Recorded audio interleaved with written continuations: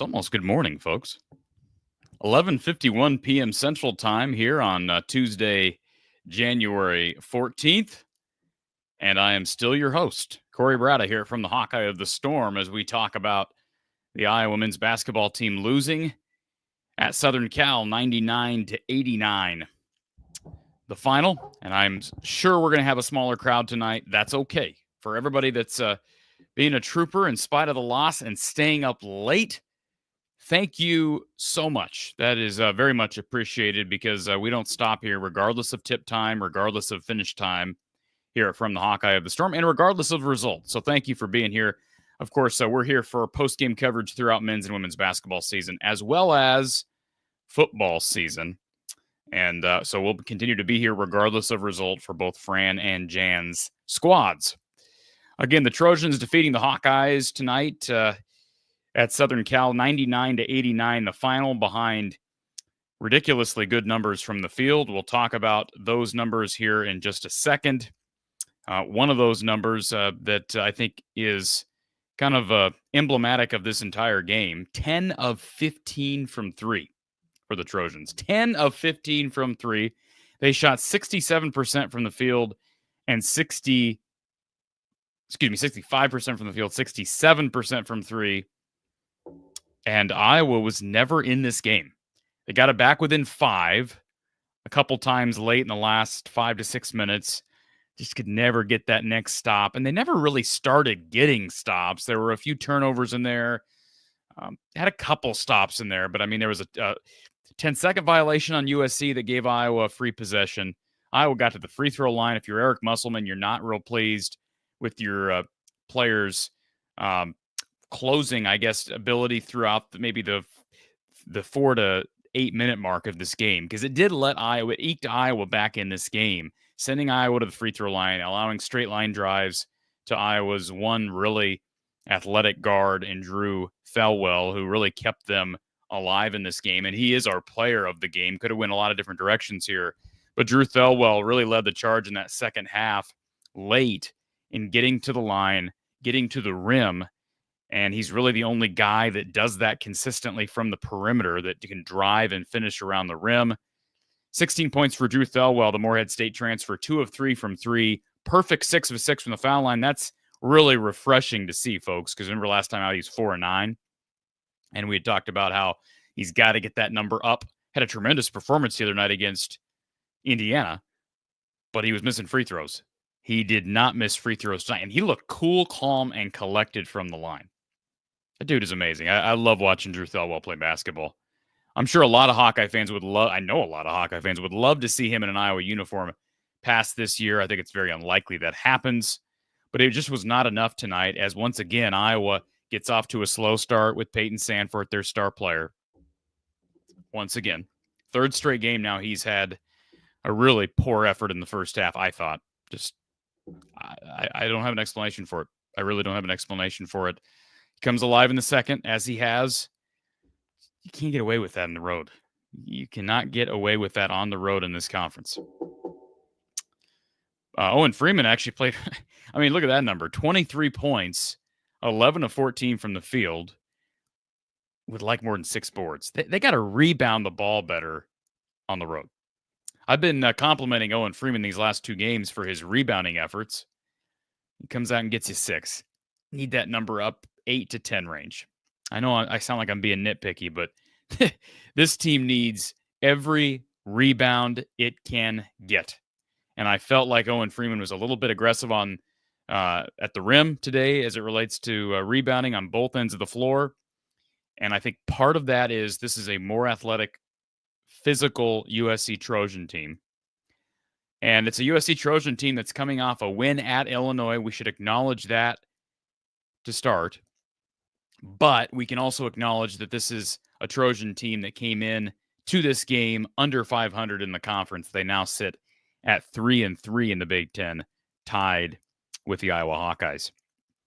Iowa drops to 3-3 in the Big Ten, 12-5 overall. They're now 0-3 on the road in the conference. They'll get one more road game this week before returning home next week. Excuse me, I got a bit of a frog in my throat. It's late. It is late, but we're here to talk Hawkeye basketball. Before we get to our first caller of the day, and we're always involving our callers, our loyal Hawkeye fans here from the Hawkeye of the Storm, we do want to take a moment to thank Brad Van Meter and his team down at State Farm. And just a few hours, Brad and his office will open up. So get ready to call him first thing in the morning to get a quote on auto insurance, homeowners insurance, life insurance, and more. 515-256-6480. That's 515-256-6480. Or you can visit Brad online at bradvanmeter.com. Again, that's 515-256-6480 for the best coverage and the best rates on insurance. Call Brad first thing in the morning for a free quote. And we want to thank RTI Threads. You can shop the RTI Threads apparel and merch lines of both Owen Freeman and Peyton Sanford, along with Josh Dix, who I think continues to prove that he is the most consistent weapon this team has, night in and night out. He was good again today. I'd like his volume to be a bit higher. I think he's, he's actually one of his more, if you look at just strictly the numbers, my guess is that's one of his more inefficient nights in all of conference play. He was 5 of 10, still pretty good. 50% from the field, you'll take that. 2 of 6 from 3. His numbers haven't been as sprinkled across the board, I guess, since that Nebraska game where he just lit up the box score. But 13 points, doesn't turn the ball over. 2 assists, 2 rebounds. I guess he did 1 turnover today. Again, 5 of 10 from the field, made a 3, made a couple of threes, missed 2 free throws. So he'll want to get in the. I'm sure those 2, he actually missed them back to back early, and that's a bugaboo. Speaking of rebounding, Iowa minus 17. Again, not going to get it done. Do I need to say it any other way? Not going to get it done. And I know for some people are like, well, you're just saying the same thing you say every time this team loses. Well, isn't it kind of the same story every time this team loses? I'm not trying to sound like Debbie Downer, but I'm just acknowledging it. I know some people really resent when you kind of state the obvious, but I'm stating the obvious. All right, let's go to our first caller of the night. We've got Tony, who is here very early. Tony, welcome. Hey, how you doing? I'm doing all right. Good to see you. You're a little blurry. I don't know. Yeah, I was moving. I moved the camera, and it's it's the camera you told me to get. So it does that autofocus. So it's probably still. So here's what I've noticed about the camera that I told you to get. Yeah. Lighting is really important. Oh, hold on 1 second. And sometimes one thing you can do to fix that issue, you may have to kind of put your hand. Actually, that looks a lot better. But if you put your hand in and kind of let the camera, get your hand up to the camera, Tony, and then pull it back a little bit. See if it'll. Ooh, look at that high def. Wow, look at those lines. It got a little better. The clock's about to strike midnight. Yeah. Tony, why do I hear kids up at midnight? It's a 5-month-old, and he's in like a little rocker thing next to me, and the bottle fell out of his mouth, and it's his. They're hungry. They like to wake up at the best of times. Midnight snack. It's time for a midnight snack. It's time for his growing boy. I think he's I haven't even figured that out. What's that? Man, what is 20? Yeah, he's 2043 Iowa basketball commit. I had to do that quickly. 2043. All right. Yeah, because he's 6 months old, so 5-6 months. Very nice. So. Tony, am I? Once again, I'll ask you: am I being too hard? No, you're not. You're not. I said some things in the chat, and I'll repeat some of them. It's like I'm not a huge moral victory guy, but at halftime, this looked like Wisconsin Part 2. You know what I mean? Like it looked like we were gonna get run out of the gym by 40. We lost. Yes. Yeah. You have to force the tempo to get back in the games. So you are going to give up easy layups when you start to press and force the issue. They deserve to lose. They dug themselves this hole. But I am proud they did not give up and kept fighting. They could have just said, you know what? It's done. It's over with. Let's move on. So you believe that they gave up 65% from the field and 67% from 3, gave up 10 threes because they pushed the tempo. No. I'm talking about the second half. I'm talking about the second half. The first half, I'll get to the first half. Sorry, I addressed the last 4 minutes. Go ahead. The last 4 minutes. Yeah. Had the margin be closer than it looked. The game was over at halftime. But Tony, my point is, the defense was on track to give up somewhere in the 90s the whole game. Yes. So 99, I don't want to hear that 99 is a result of them trying to press late in the game because they're down, and so they gave up easy buckets. They were giving up easy buckets all game. Let me be more clear with what I was trying to say, okay? The first half, we dug ourselves that hole. It is a fatal flaw that Fran has, and it happens over and over and over again. They live and die by the scouting report. USC is not a good three-point shooting team. And Gary Close has mentioned this. I know he said it last year. I don't know if he said it this year. But Iowa tends to lean on the scouting report way too much, and they don't close out on shooters with their hands up. Okay. You let shooters get comfortable. It doesn't matter then if you overcorrect it after the guy has made 3 or 4. He's already there. It doesn't matter how much you overcorrect. Yes, I agree. You're 100%. You and I are in agreement on that. And let me just go a step further. I think it's more than the scouting report. I think it's also emblematic of a team that just in general is not passionate, is not disciplined on the defensive end of the floor. And so when you come out lackadaisical, I don't care what the scouting report says. If you come out lackadaisical on closeouts, on pick and rolls, whatever the case may be, and you allow guys to get easy looks at the rim, wide open threes, and they see 1 or 2 go down, then you're playing catch up the rest of the game. But in reality, you're playing a losing man's battle because you've already lost because you've already, unless a team just gets cold all of a sudden. But these are, look, this is D1 college basketball. It's Big Ten college basketball. These guys are on scholarship and getting paid for a reason now.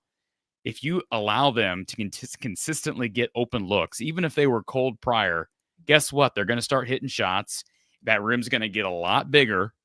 Their confidence level is going to soar. And isn't that what we saw tonight? I mean, scouting report aside, isn't it all? Don't we see this a lot where Iowa just comes out on like crap on defense?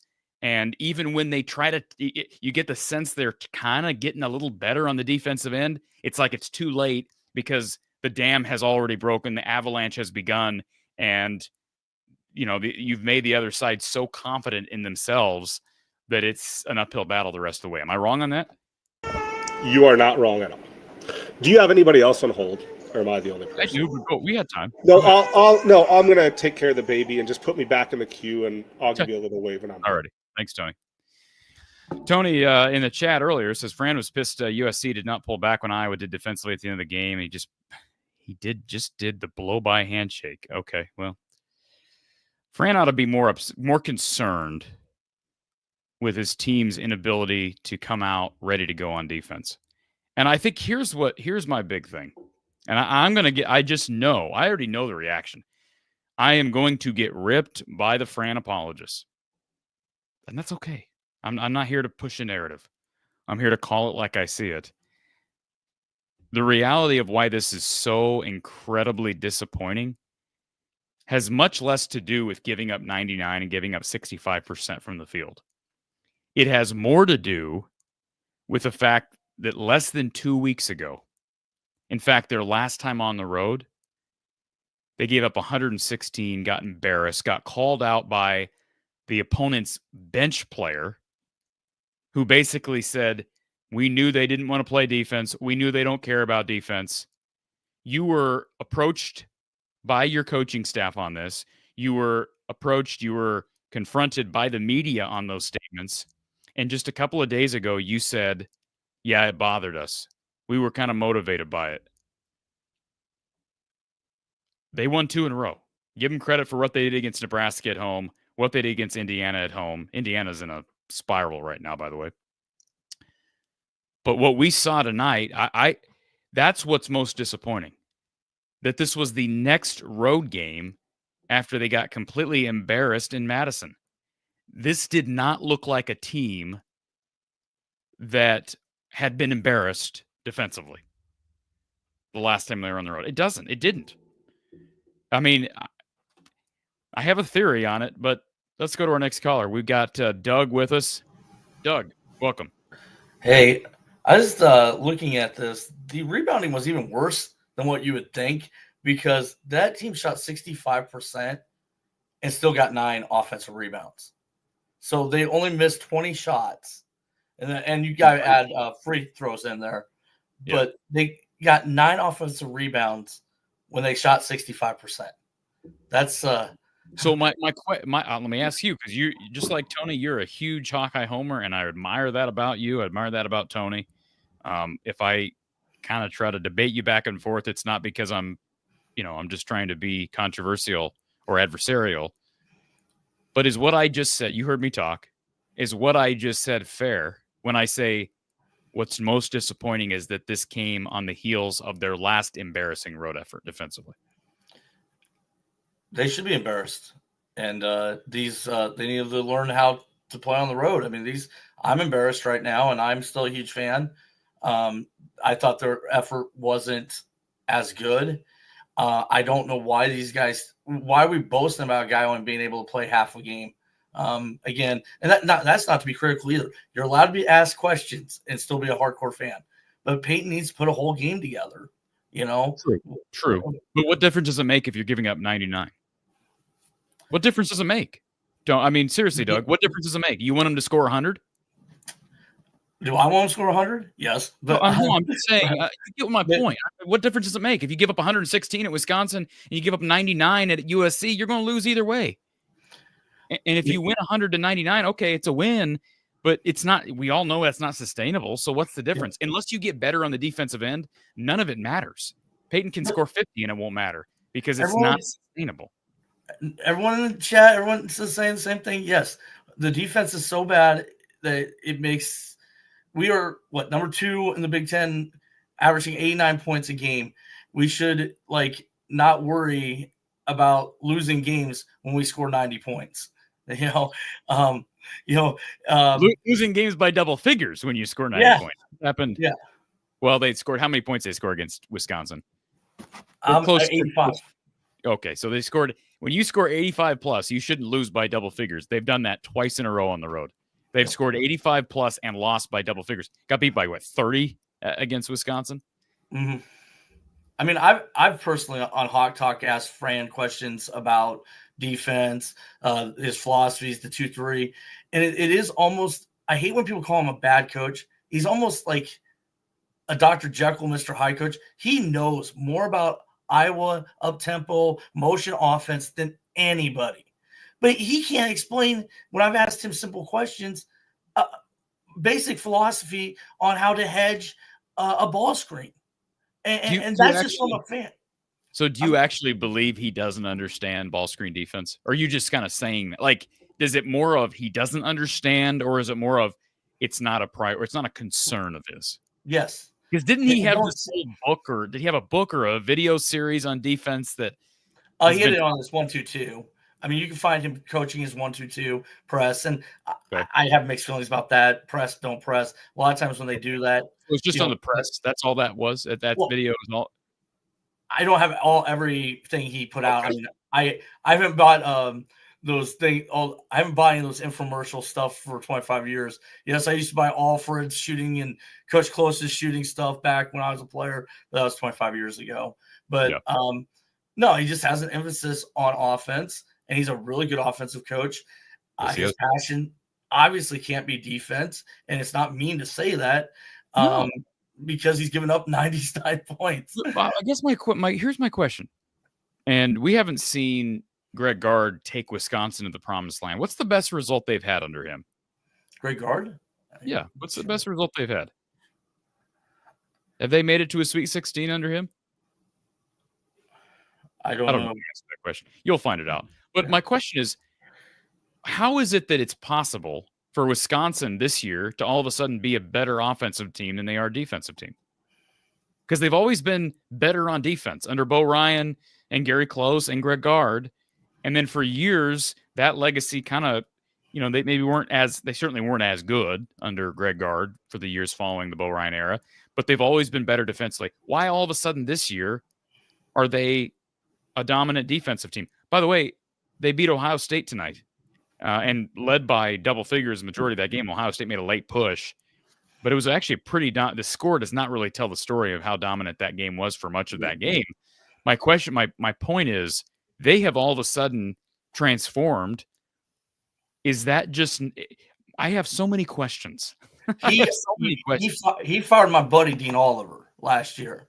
They went a different direction, and that was one of those things. Like maybe I was higher. If Dean Oliver was the defensive, you're telling me that Dean Oliver was. I'm just telling you that guy? I don't know what Dean did. I know Dean now is doing the Iowa United prep, which I really want to see those guys at some point. I'm sure Dean did help with the coaching of defense, but I'm just saying he made coaching changes, and that's the reason why the team has a different philosophy, because Greg Gard made those coaching changes last year, and so you're seeing something different. Here's my big thing.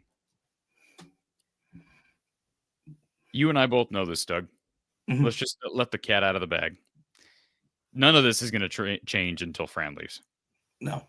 You know that, right? We know that. We hope with bated breath that somehow they're going to be good enough to make the tournament and maybe get to the second weekend. But in general, Fran is not going to change 15 years into his tenure. We know that. Yeah. But it is deflating when you're this bad defensively like they were tonight on the heels of their last road game, which was even more embarrassing. You'd almost hope. Remember, I asked Gary that post game, Doug. I said, is it possible that this embarrassing of an effort would propel you to a level that getting beat by 10 and only giving up 88 might not? When you give up 116, maybe that knocks you into real gear, kicks you in the butt a little bit, and all of a sudden you say, hey, I didn't feel too good. Never, ever going to let that happen again. Well, they didn't let that happen again, but they gave up a higher field goal percentage tonight than they did at Wisconsin, did they not? Mm-hmm. Yeah, they're 65%. I mean, they made less threes, but they made a lot of shots. They made 37 shots. Iowa's defensive numbers that went. Actually, you know what? Guess what? This is weird. This is nuts. Guess what Wisconsin shot against Iowa? 60%. 65%. They shot 65. Hey, listen to this, folks. Wisconsin shot 65%. Guess what they shot from three? 68%. This was a carbon copy. That's what it was. Numbers say it was. You know the difference? You know the difference? The difference is Wisconsin shoots a lot more threes. This got better three-point shooters. So they spent more time behind the arc. Wisconsin shot 31 threes, made 68% of them, whereas Wisconsin shot 15. That is the only real difference when you look at the numbers. Yeah. No, Greg Gard, his first two seasons, he went to the Sweet 16. After that, never got to the second weekend. And just 2 years ago, didn't make the NCAA. Yep. No, he's not been I'm not by no means endorsing Greg Gard because he's got to prove it. But I do think the change in philosophy or the change in look, culture, or whatever you want to call it this year is intriguing. And I'll be anxious to see how because they're playing really well right now. Mm-hmm. And I'll be anxious to see if it's sustainable into March. Because, everybody likes to bring up John Beilein and what he did at Michigan, bringing in the guy from Northern Illinois. And I know that seems like a simple fix, but it did propel them defensively for a guy in John Beilein that was an offensive-minded coach. Yeah, I don't want to go ask you a bunch of way too far in the future questions.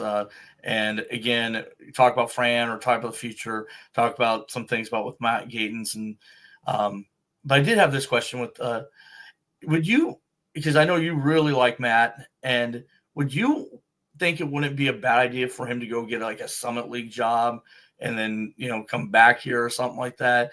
To stay on staff would be, I'm not saying Fran would ruin him or anything like that. I'm just saying, maybe he might want to try to get other experience because a lot of people going and being an assistant at a Summit League or a head coach. Head coach. Get head coaching experience somewhere. He can get head coaching experience, but he's not going to get a head coaching job right now at the Summit League. Why is that? Not. Well, I mean, what has he done to prove himself as I mean, he's been on staff here as an assistant for, what is this, year 3? 3 or 4, yeah. Okay. Well, head coaching job at another level, or even. Yeah, maybe he could get maybe like a D2 job. Mm-hmm. I could see that more. I don't think he's not. I would be shocked if this year ends. I would be shocked if he's getting D1 head coaching offers. I don't know how what besides. Look, he got the job here. He put in his time at Auburn and at Drake, and I love Matt Gatens. But let's be honest, he was not getting a full-time assistant coaching job at any other Big Ten school. Yeah. He got this because he's Matt Gatens, and that's fine to some extent.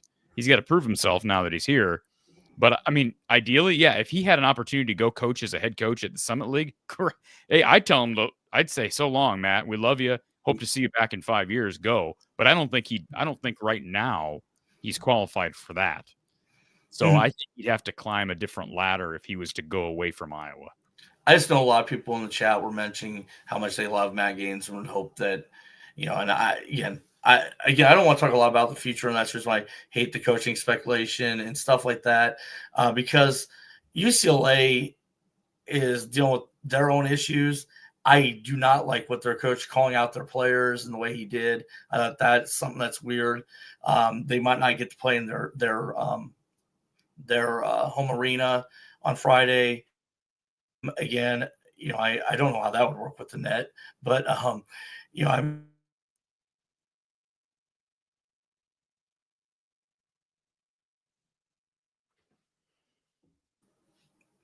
Looks like we lost. Did we get you back, Doug?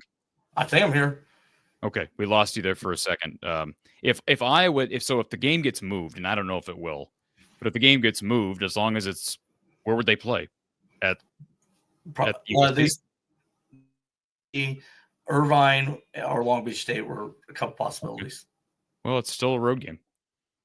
It's still a road game. I'm not aware of any NCAA rule or Big Ten rule that would somehow change how that game would go into the books. So that's still a true road game. I would think it would count the exact same for the net.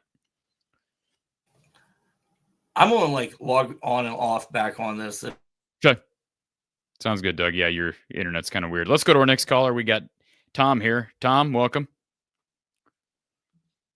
This should be good. Tom's always a good caller. That's late at night. Tom, Cory. welcome. Yes, Tom. Cory. Yep. I want to get a call in before Cory because that's when I'm going to go to bed.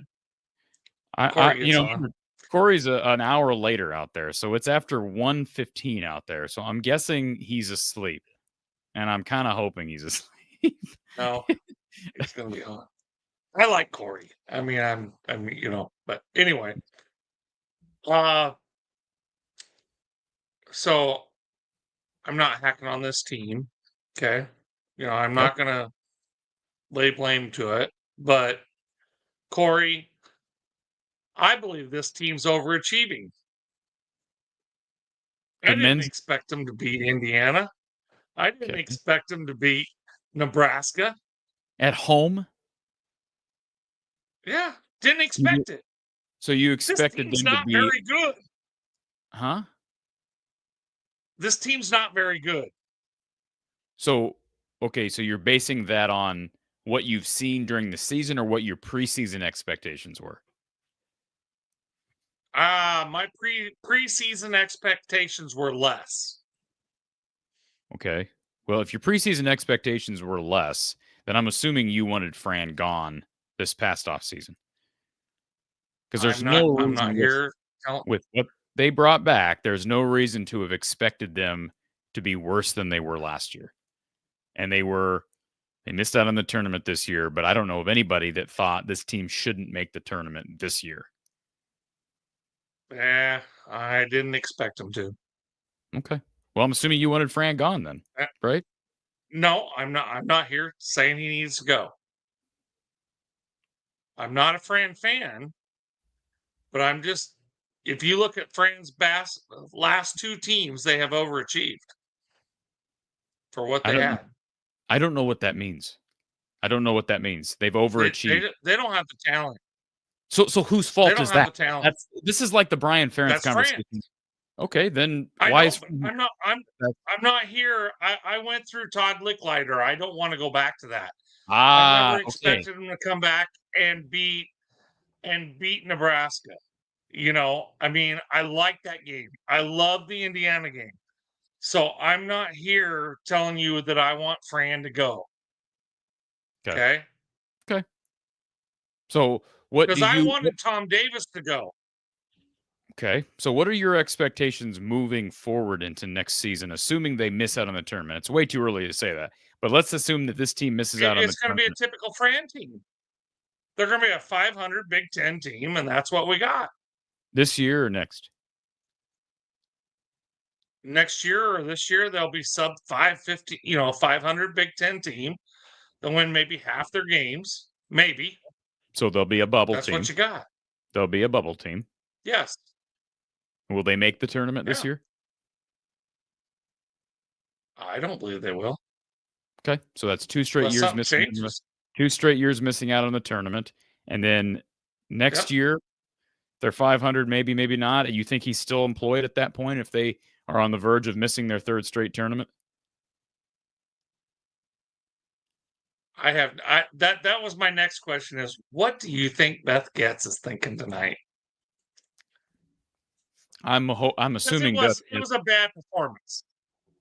Well, yeah, it wasn't I would say, like I said earlier, I think as an administrator, not that she's making any decisions right now. This is not going to be a repeat of what happened with Brian Ferentz. Totally different situation. Apples to oranges, of course. But as an administrator, I would think she would feel close to how I kind of described earlier. Really disillusioned and frustrated that not only that this game happened, but that it's the second time it happened. And that it didn't see it as much as we thought maybe that was going to light a fire. The game at Wisconsin was going to light a fire under everybody to play defense. That it didn't. That they did at home, sort of. But then when the true lights came on the road, when it's actually, because remember, what happened against Wisconsin was in Madison. It wasn't in Carver. So this team so far has proven I can play stretch as a good defense at home and win. And climb back into a game against Nebraska in which you were down 15. Yeah, you can do that. But I thought it was whoever the color guy was, at the end of the game brought up, you can't expect to make the tournament without road games, without road wins in this conference.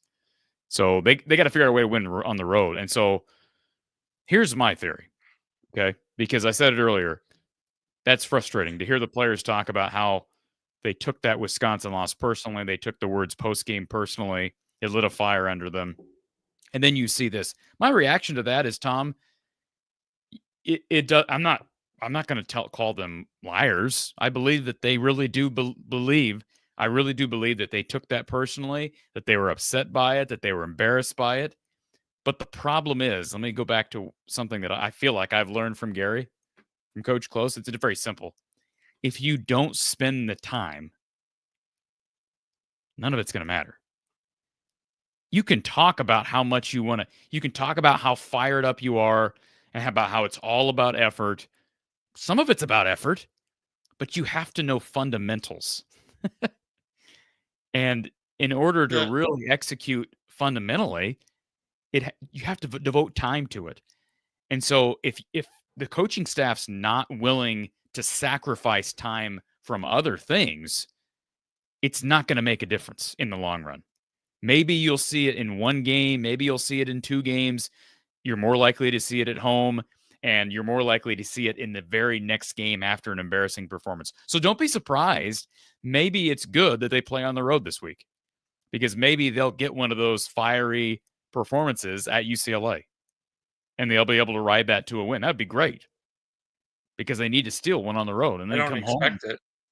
But I'm just saying, it's not sustainable.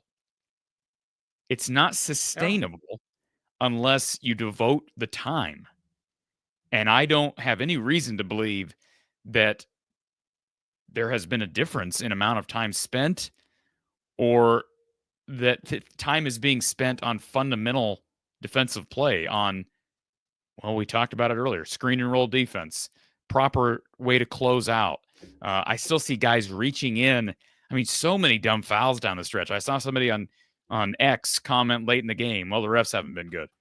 Well, I mean, this is not going to get it done. You're asking for a foul. You're down the stretch of this game. You're in first of all, you got in the bonus. If you consistently reach in, and part of it's because you can't stay in front of people, so guys are driving by you, and then you get handsy. I mean, how many free throws did USC shoot down the stretch? That's not the officials. That's you can't stay in front of more athletic guards. And part of that is lack of athleticism on your part, but a bunch of that is fundamental defense. On-ball defense. Anyways. Got to spend the time on it, Tom. Yeah. Well, Cory, I don't expect to win Friday night either. Well, you don't have to I hope expect. for a win. Maybe you'll be pleasantly surprised. I don't expect one. I will not be surprised if they go win. I'll also not be surprised if they go lose. I won't be surprised. They're not very good. I'm telling you, they're not very good. Okay, well, right now, I tend to agree with you. Now, they're not very good. I will give Fran credit because I never expected them to play Iowa State that good when they played Iowa State. Fran always, the team is a shooting team, and if they're hot, they can win. And if they're not in the game. That's what it comes down to because they don't play defense. Well, Tom, they shot. Let's see. Iowa shot. What did they shoot tonight? Iowa shot 53% from the field, made 11 threes on 46. Okay, well, they have a bad night. I'll tell you what. That ought to be enough to get it done against anybody on the road. Yeah, 53% on the road, 46% from three, and you made 11 of them. You ought to be winning games doing that. Instead, how long you're losing. has Fran been coaching? At Iowa? How long has Fran been coaching? At Iowa or in general? Well, wherever. Long time. Long time. Yep. And it's a typical Fran team, right? You think of the stars he's had, Luka Garza and them, and he can't deliver, But I'm not here, whatever Beth Getz says, I'm okay with. Well, Tom, I appreciate your call, sir. And say hi to the wife. Enjoy listening to you, Cory. All right, Tom. Thank you, sir. Have a good night. All right. Let's go back to Doug. Hopefully, Doug's got his internet fixed. Doug, welcome back. Yeah, Dad's streaming a movie or something. So he just got home from the job site. So he's like, I'm doing whatever I want. I said, I'm doing a podcast. And he's like, I don't give a F. He was pretty upset about the Hawks loss. He takes it more personal than I do. He's actually a bigger Hawkeye fan than me. He watches all the women's games, all the wrestling, all the football games, and so he's probably he doesn't call into the show, so he wouldn't do. He gets angry that I do this. He goes, "Don't make a fool of yourself, Doug." So I show him live chats of all the people that are calling me an idiot. I think that's what your dad. Your dad loves you is when he calls you an idiot, right? Right. Yeah, absolutely. Yeah. You heard the last 5-10 minutes. Did I hit on anything you wanted to touch on? Just the last thing is, it's so hard to be an Iowa fan because our coaches can't really think that like we just had a little bit more offense in football and just a little bit more defense and basketball, we'd be like really good. And it's just so frustrating. Can't you coach those better? Can't you do something like how is one program so inept of scoring points and the other one's so inept of letting teams score points? How does that happen? Well, Doug, part of the problem, as we all know, whether people want to blame Kirk Ferentz for it or not, part of the problem was you had an offensive coordinator that was not qualified. Yeah. And regardless of who made that decision, and obviously it was not Kirk Ferentz that made the decision to change offensive coordinators, they do have a competent, proven guy now. Yeah. What has Fran done to change his way of doing things? What has he done to adjust defensively? Again, nothing. And Nothing. we mentioned hiring, you keep on doing it and you'll do it another 10 times, but you should. The Michigan hired the Northern Illinois guy when Beeline was there. But really, Sherman Diller retires this year. I mean, are you going to go get somebody that, No. I mean, they've he'll had get one of his former players. Yeah, they've had all these opportunities. Like, they've had opportunities, Doug. They lost Billy Taylor. He didn't do it. They lost what's his face to California or wherever he went. Andrew Francis. They didn't do it. They lost Kirk Spira. They didn't do it. He's not interested in that. He's had 3 opportunities. What, 3 opportunities in the last 5? No, it's been more than that. 3 opportunities in like the last 8 years. I think Francis left like 8 years ago, something like that. Yeah. He's not concerned with it, Doug. I mean, no. That's why I keep saying. I listen.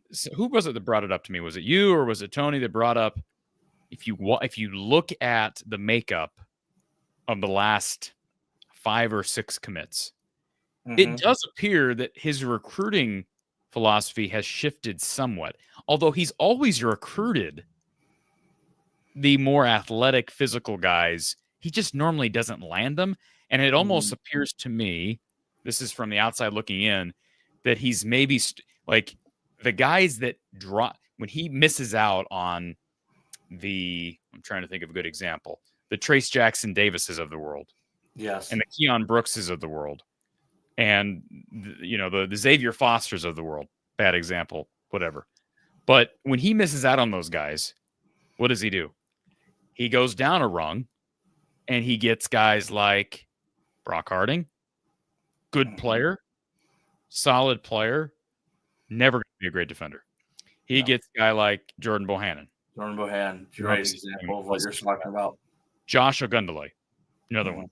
Like, that's what. So I feel like, I could be wrong on this. It appears to me like the last 5 to 6 recruits that he's landed, and we'll see how they transpire. And the portal's going to be a part of this as well, and that's a year-by-year thing. It appears, though, that when he's missed on the high-level guys, he's maybe, when he goes down that next rung, he's still prioritizing athleticism, physicality a bit more than he did before. We'll see if that, because let's not act like he never recruited physical athletes. They have tried. He has tried, but usually he misses on the good ones. And on the other ones he's gotten that aren't highly regarded, they just haven't panned out. Like Brandon Hutton, and we've talked about Moss. Moss would be an example. Aaron Eulis would be an example. Ahmad Wagner would be an example. Well, and I look at the 3 guys we currently, and the kid that was there on the Lewis kid. It would be a very interesting roster next year, no matter what happens. I've said this because you kept on calling me a homer and asked what my expectations for any Iowa team is. 4 out of 5 years NCAA tournament, and 1 out of 5 years at least the Sweet 16. It would make me happy. I mean, but it's not all about me. But I mean, I just look at what Iowa State's doing. I live here in Ames, and that's what they've done since Tim Floyd was hired. They have 8 Sweet 16s in the last 30 years. They made the tournament pretty much that way. And when somebody goes, well, I don't have a lower standard than what Iowa State's doing in basketball. Now I know they're number 3 right now. That also means we should have a team every once in a while that's number 3 too. But you know what? You know what, Doug? Your guy Tony, and I can add him in here if we want, but your guy Tony will tell you that it's not a fair comparison because Iowa State has big money NIL. Right? Let's add to Tony. Tony, you've said that before. Nice to see it. I've seen you in real life. Now we see each other in video. Go ahead. You have apologized in the past for Iowa's inability to land the big numbers. And you have said, Tony, in the past, well, we can't really compare the two, even though they're both in the state of Iowa. Ames is just as much of a farmland, if not more, than the Coralville is. But, Tony, you'll say, well, they've got better big money NIL support. That's what you've told me in the past. You stand by that. I'll defer to Doug. He looks like he wants to talk. Go ahead. Well, I've dealt with the Sioux Cups. I'll just put it that way. If that's who you're calling big money donors, No, then I don't it's know. the guy, and I'm drawing a blank. It's the horse Harbaugh? racing. Yeah, Denny Allbaugh. All right. Yeah, I don't know what. Can I ask? Can I ask you a question? Yeah, go ahead. Are you aware? I don't know. I'm not really not in touch with the Iowa State donor community. Is Jensen also Dixon Jensen? Is he also a donor? I would believe so. I don't know if he is. Because Doug, you and I both know that Mr. Jensen has a lot of money. I know Denny Allbaugh. Denny Allbaugh has a lot of money. And, that's people they have a lot of money in both programs, though. And the thing with Denny Allbaugh is there's a lot of dots that are being connected. No, it's not outright. He is saying he is a big, like the was the Moon family, right? Aren't they the ones who own the truck stop? Yep. Like they're outright Iowa donors, like everyone knows. Yeah, I don't think Kirk Ferentz is no longer the head coach. He's the Moon family head coach. Yeah, like that tells you everything you need to know. With Denny Allbaugh, it's dots connected. Like Denny Allbaugh owns horses, and why is TJ Otzelberger in a horse racing owner's box if nothing's going on? You know what I'm saying? Like he's at the Kentucky Derby watching. What does that have to do with anything? I'm just saying, like Denny Allbaugh is the silent bagman. That's all I'm saying. This is the era of NIL. Oh, it is. It is. I'm not saying they're doing anything wrong. I'm not. That's never been my claim. It's just Iowa basketball has never had the sugar daddy. I believe that Iowa State does.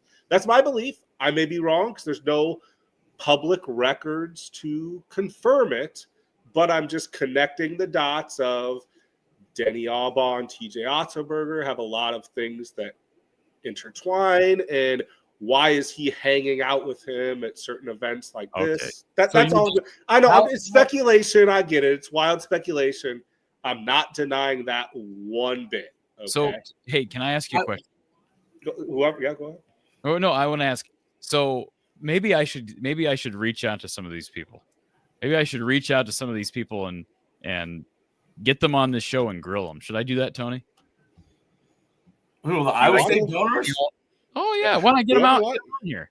I don't think Denny Allbaugh will make the time for you, but if you want to, and he'll go. He's never been on record, and they've never had him.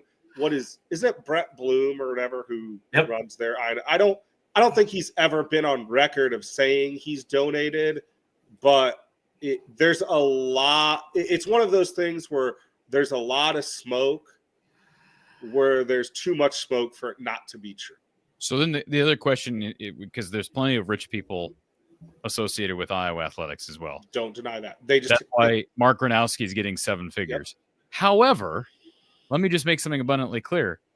The people over on that side appear to care more about football, whereas it seems to me like Iowa State does pretty well with NIL in both football and basketball. So how is that the case? I know where you're going with this, and I'm not denying it. Where am I going with it? I mean, that Fran hasn't been able to get big money donors. Like it's a fact of life. I'm not denying that. It is what it is. Yeah, it is. I'm not denying it to you. I know where you can go with this. It feels like this is like deja vu. It's like the conversations we used to have with Brian Ferentz, right? Doug, you know these conversations. I used to battle people on here when he was still employed by the University of Iowa, making $1 million a year to do nothing. What I used to say was, okay, look, the guys aren't getting developed. Well, Cory, they don't have enough talent. Well, who's recruiting them? Well, you can't recruit guys to Iowa. Okay, well, then how's Iowa State doing? On South Park. He's a good TV voice, isn't he, Doug? There's always an excuse, right? There's always an excuse. And we just go round and round. College coaching, especially the head coach, right? You're in charge of fundraising to some extent. You're in charge of recruiting. You're in charge of evaluating talent. You're in charge of developing talent. All those things come back to you. So if you're failing in one of those areas, the buck stops with you. And if Fran's not willing to say the buck stops with me, then at the end of the year, if they miss out in the tournament, that's why my ship has sailed on Fran McCaffrey. I'm just telling you that right now. I've said it, and I think you've said it before, Doug, right? If they miss the tournament, you're fine with letting Fran go this offseason, right? you can't miss. Well, you can't miss two tournaments in a row. Yeah. Well, my thing was people brought up Licklider. Licklider had 3 losing seasons. Our standard shouldn't even be if a coach has a losing season. It should be higher than that. It should be making the tournament. It should be a minimum. Yeah. And it's okay that he didn't make the tournament last year because he rebound. But when you start missing the tournament consecutively, how many tournaments does a guy get before he's fired? It's not just about that. Let's be honest. It's not just about you miss the tournament twice in a row. It's also about there's fan attendance. I get it. Lack of support. Up, whether you want to blame basketball, whether you want to blame women's basketball and the support there and all that. If you want to, you can do that if you want. But the fact of the matter is, fans aren't showing up. Students don't care. You are still not playing defense. You're losing games the exact same way you lost games 10 years ago. So it's one thing to just, you've missed 2 straight tournaments. But when all those other things add up and you're last in the trio of big Iowa brands, last by far, that's where it adds up to me. Like, you've got a shorter leash. And the guy's going to retire anyways. So you have a short leash because your contract runs out in 2028. You are 65 years old. You have a short leash for your. I'm just bouncing off what you were saying there, Cory. I don't want a lame duck coach. We're not going to re-up his contract past 28 unless he does something like amazing. So he's not going to be the coach at some point. And so you've got to have a plan, or else he does become a lame duck coach, which means recruiting is impossible no matter how much money we have. But the other aspect of this, I have to admit this, right? I'm not anti-Fran. I'm just stating my mind. It is intriguing what they have in these next 2 classes because the classes look different. And please don't misconstrue what I just said. No, I understand. I know where you're, and I get what you're trying. Yes, I'm not misconstruing it. And there's going to be 1 or 2. I listened to your Mark Rogers thing. Someone's going to come and misconstrue what you just said. Yes. The reality is they look different from a skill set standpoint. And here's the deal about this. I made a comment on social media midway through the second. Lodgy Dembele can't jump. Yeah, I noticed that too. He can't jump. Like, he is a below average athlete. And when they got him, I thought, okay, under the radar guy. I'd never really heard much about his recruitment. I don't even know who was in on him. Do you guys know who else offered Lodgy? It was low. Yeah, there was 1 or 2 high majors because he was New York, wasn't he? He was New York guys, Doug. Yeah. With a guy like that, who's not known as a pure shooter. He's not a Cooper Koch, because Cooper Koch was highly regarded. He's not a Jordan Bohannon. Yeah. He's not a Brock Hardy. Was not Peyton Sanford. Sanford brother. Hicks is a great example. He's what you just were talking about. Fran missed on a couple of those guys that you were talking about. The Virginia kid. He was the last kid in that class to fill that class. But my point is, when you get, oftentimes, Doug, when they've gotten that next tier down, at least he's gotten guys who are really good at something, like really good, like we just named a bunch of guys who could really fill it up, right? Probably going to struggle physically and struggle to stay in front of people, but boy, they can fill it up. The Lodgy thing, that's a hard one. That's all. I don't know what right now. I don't know what he's giving them. Fran was mad at him today. Did you see that when Lodgy missed Peyton Sanford or Price Sanford wide open for 3, turned around, knocked the defender down, and then airballed a mid-range jumper? Fran immediately pulled him from the game. And he didn't come in again until 5 minutes to go in the game. I wouldn't be surprised if Tajo starts to eat into his minutes before the end of the year. Because think about it. Yeah. How many of us, me and you two, if I would have said Tajo plays more than 30 seconds this game, how many of you said yes? Would either of you said yes that he's going to play more than 30 seconds? I know that's what I'm getting at is how many of either Doug or Cory would have said, hey, Chris Tajo is going to play more than 30 seconds outside of garbage time? Both of you would probably said no, right? Yeah. Before the game. Like, that's where I'm getting to is I think he's going to eat into it. Real quick, I want to continue this, but we do need to make a couple of plugs here for our sponsors. RTI Threads player of the game tonight with Iowa's loss at USC. Drew Thelwell with 16 points, 2 of 3 from 3, including perfect 6 of 6 from the free throw line. Really solid trip to the charity stripe following a shaky performance against Indiana. And he led the charge in that second half, helping the Hawks climb back into this thing and cut the lead to 5. Also had 3 assists. And by the way, I thought he got fouled on that drive where he turned the ball over. He got tripped. Peyton was pissed at that. I don't know if you remember. They had to hold him. I think it was Thelwell held him back. Peyton was about to go off for that baseline official when that happened in the middle of the lane. He was not happy. But go ahead. Folks, if you have not checked out RTI Threads and their website, this is the NIL division of their site. You can see a bunch of former Hawks, current Hawks, etc., and future stars like Zach Lutmer and the entire baseball squad. But just check out maybe Peyton Sanford. Maybe check out his gear. You can find quarter zips. You can find T-shirts, all kinds of gear, stocking caps for the winter, baseball caps, whatever the case may be. Personalized logos. These are unique logos to each player. They've got partnerships with Peyton Sanford, Josh Dix, Owen Freeman. You can shop all of it here at rtithreads.com/NIL. This is what the homepage looks like right here. If you're on the homepage, yes, they do work with the Creighton Blue Jays, but they are big Hawkeye fans. Click on NIL athletes and shop your favorite Hawkeye athletes today. Again, rtithreads.com/NIL, or you can click the link in our description. Just my last couple points, and I got to get to bed myself. Just that they have 2 very winnable home games with Minnesota and Penn State. Losing one of those will be even worse. Need to get one on the road sometime. But I would settle for UCLA. I want them to win every game. I'm a competitor. I don't cheer to ever lose. But a full game by Peyton, a game where you play better defense. You're down there for 2 more days. Hopefully, all the talk needs to be is we need to play better on defense. And I don't know if they're all. You can't log off yet because Tom wants a word. And I don't normally do this. I don't normally let a bunch of callers get in here and cause chaos. But Tom wants to talk to you. Lucas, thank you for the super chat, Lucas. Appreciate this. Yes, 12:30. Now it's 12:49. He says, no need to panic yet. The next 3, we need to go 3-0 for tourney hopes. What are their next 3, boys? You guys are huge Hawk fans. They get UCLA, and then who do they get at home? 2 straight at home? Yep. Minnesota, Penn State. Yep.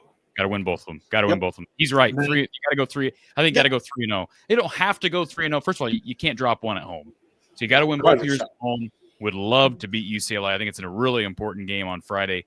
And he says, Lucas goes on to say he hopes he never sees a lineup of Traore, Dembele.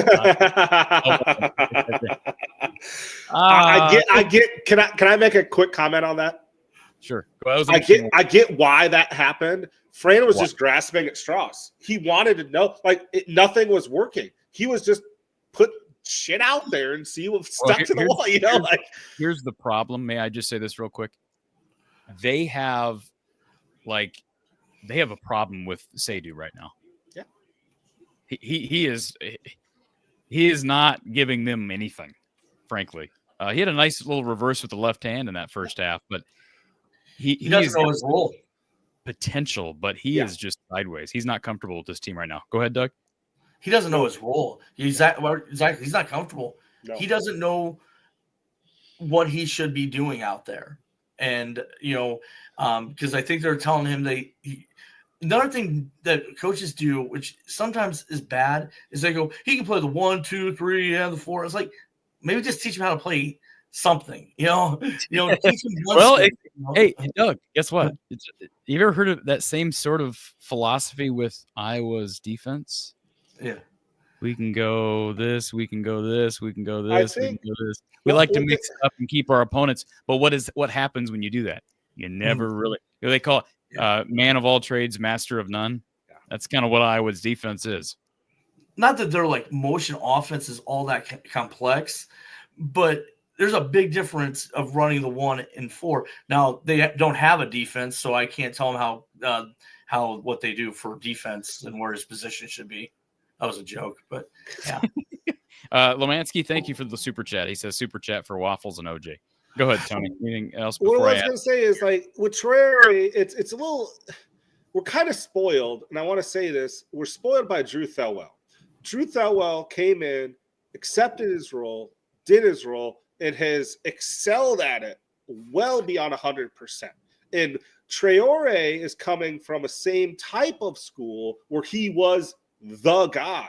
How hard is it for some of these guys to accept they are not the guy at a high major school? They have to accept a complimentary role. Where Thelwell was one of the guys. Thelwell is a complimentary guy on this team. Yeah, he's probably the third best, you could argue, probably third best player on the team. This team right now? Yeah. I'd say he's third. I still think Dix and Peyton are above him. I know it's tough. You could maybe minusculely make the argument that he might be better than Peyton because the second half surges, but I still think the pecking order is clearly Dix and Peyton. I'll tell you what. I'll tell you who I feel better about when they're on the floor. Oh, I feel better about Thelwell, but I'm just telling you what the pecking order is on the team. Anybody, for me, I feel more comfortable with Drew Thelwell on the floor than anybody else on this team. Besides, maybe he's also not taken until tonight, and I think part of that was the whistle. Thelwell having the experience he has, he drove into that lane at will in the second half because he knew as soon as you get into that red painted area, they're going to blow a whistle if someone lays a finger on you or breathe on you. He knew that. He's also got good speed. I mean, he does. He does. He use that to his advantage. But I still think he knows he's the third option if you asked him. Drew did struggle in the summer. He talked about learning the emotion offense because at Moorhead they just ran sets. They talked about it. And that's just why we're going to see teams that know how to simplify what they do, make it understandable. Those coaches will be able to go into the portal and do a really good job of getting those guys out and getting them to compete right away. We've kind of got it took Philip Brabracha 2 years. That Fran isn't the quickest of taking these players and implementing them into his system right away from other schools. I'm not trying to say like he's bad at that, but these transfers, it does seem like they need to learn the Fran way, and they struggle sometimes doing that. Real quick, again, I'm violating everything I stand for here only because it's 1 a.m. So don't expect this to be a normal thing. Tom, I'm going to conversation here, Tom, because you wanted a word with. You're right, Tony and Doug. What's up, Tony and Doug? And so you're talking about NIL, okay? Yeah. I have a friend that is still involved in the Iowa basketball program. Okay. And he's at all the home games. He's still involved with Fran, and he has been since Lute Olson. Okay. He's been in the program. He actually was on staff with Tom Davis. Now, I know I look like a hillbilly and don't know shit. No, I don't. Go ahead. I'm listening to you. Go ahead. All right. So anyway, when you're talking about NIL, what little I know, which is very little, but Fran is a jerk. And if you're telling me that Iowa State can get more money for NIL than Iowa, that's sad. That really is sad. And if you really want to know the truth, it comes down to Fran. And so when we don't get these players, it's all because of Fran. And I'm not saying that he needs to go, but this is the team we got. Do you understand? Fran is a jerk. Can I make a counter? I'm sorry, Tom, right? Yeah. Can I get one? Go, Doug, you can go first, and I have two counterpoints. And Cory knows one of my counterpoints. Well, no. This is folks. This is only happening because it's 1 o'clock. No, but we're also. I have no issue against any of you. So go ahead. Yeah. No, the format changes to you do round the horn. You'll start giving us points. I have an issue. I have an issue with all of you. Go ahead. Okay. No, Fran is beloved by a lot of his players. A lot of them came back for Letterman's Day last week. I know that. Whenever I run into, and I always go and say hi to an Iowa player when I go to the game. I don't want to name names. I'll name names. Like I saw Adam Woodbury down in Kansas City, and then I saw Mike Gazelle at Letterman's Day. And the thing, they I didn't quite ask, do you like Fran? They love Fran. And those guys were both top 100 recruits. Tom, that is true. That whether you hate, that is very much true. His players do really like him for one reason or another. You don't have to like him, and you can say he's a jerk to everybody else. His players really do like him. They love Fran McCaffrey. I agree. And I'm not here tearing Fran apart. Yeah. But if I have $10,000, Fran's a jerk to me. Can I ask you a question, Tom? If you asked us, and I will answer your question. I just want to ask a follow-up to you. Are you more of a football guy or basketball guy? Or wrestling or whatever? I don't know. What's your top priority? I'm actually more basketball guy, I tell you the truth. Okay. Because I would gladly in a second, if I have $10,000 and I can afford it, give it to Fran right now. And I'm just that's my personal opinion. I'm just asking you where your allegiances lie. You were honest with me. Go ahead. I would love to have this basketball team back to where it was when 100%. I was a kid. 100%. And you're what, in your 40s? I grew up in the 80s, and I was trying to be nice. I wanted Davis gone because he was terrible. I was born in 83. Gone. I agree. I was born in 83. Hey, we lightened the mood. Everyone laughed. You wanted Davis gone? You did? Yeah, because he couldn't. That's fine. And then I got Alford and Licklider and decided Davis wasn't so bad. Yeah. So I'm not here to get rid of Fran. Yep, I get it. Tonight, I am not here to get rid of Fran. 100%. How will we play his next 3 games? Because at least his teams are competitive. At least in the second half tonight, I knew we had a shot. Hey, by the way, what if we created a new show around the Hawkeye horn? That'd be funny. I love it. You would know, Cory. You would know because you know the callers, so you would know what kind of balance to get around. Because around the horn has a balance of, and I'm not saying like.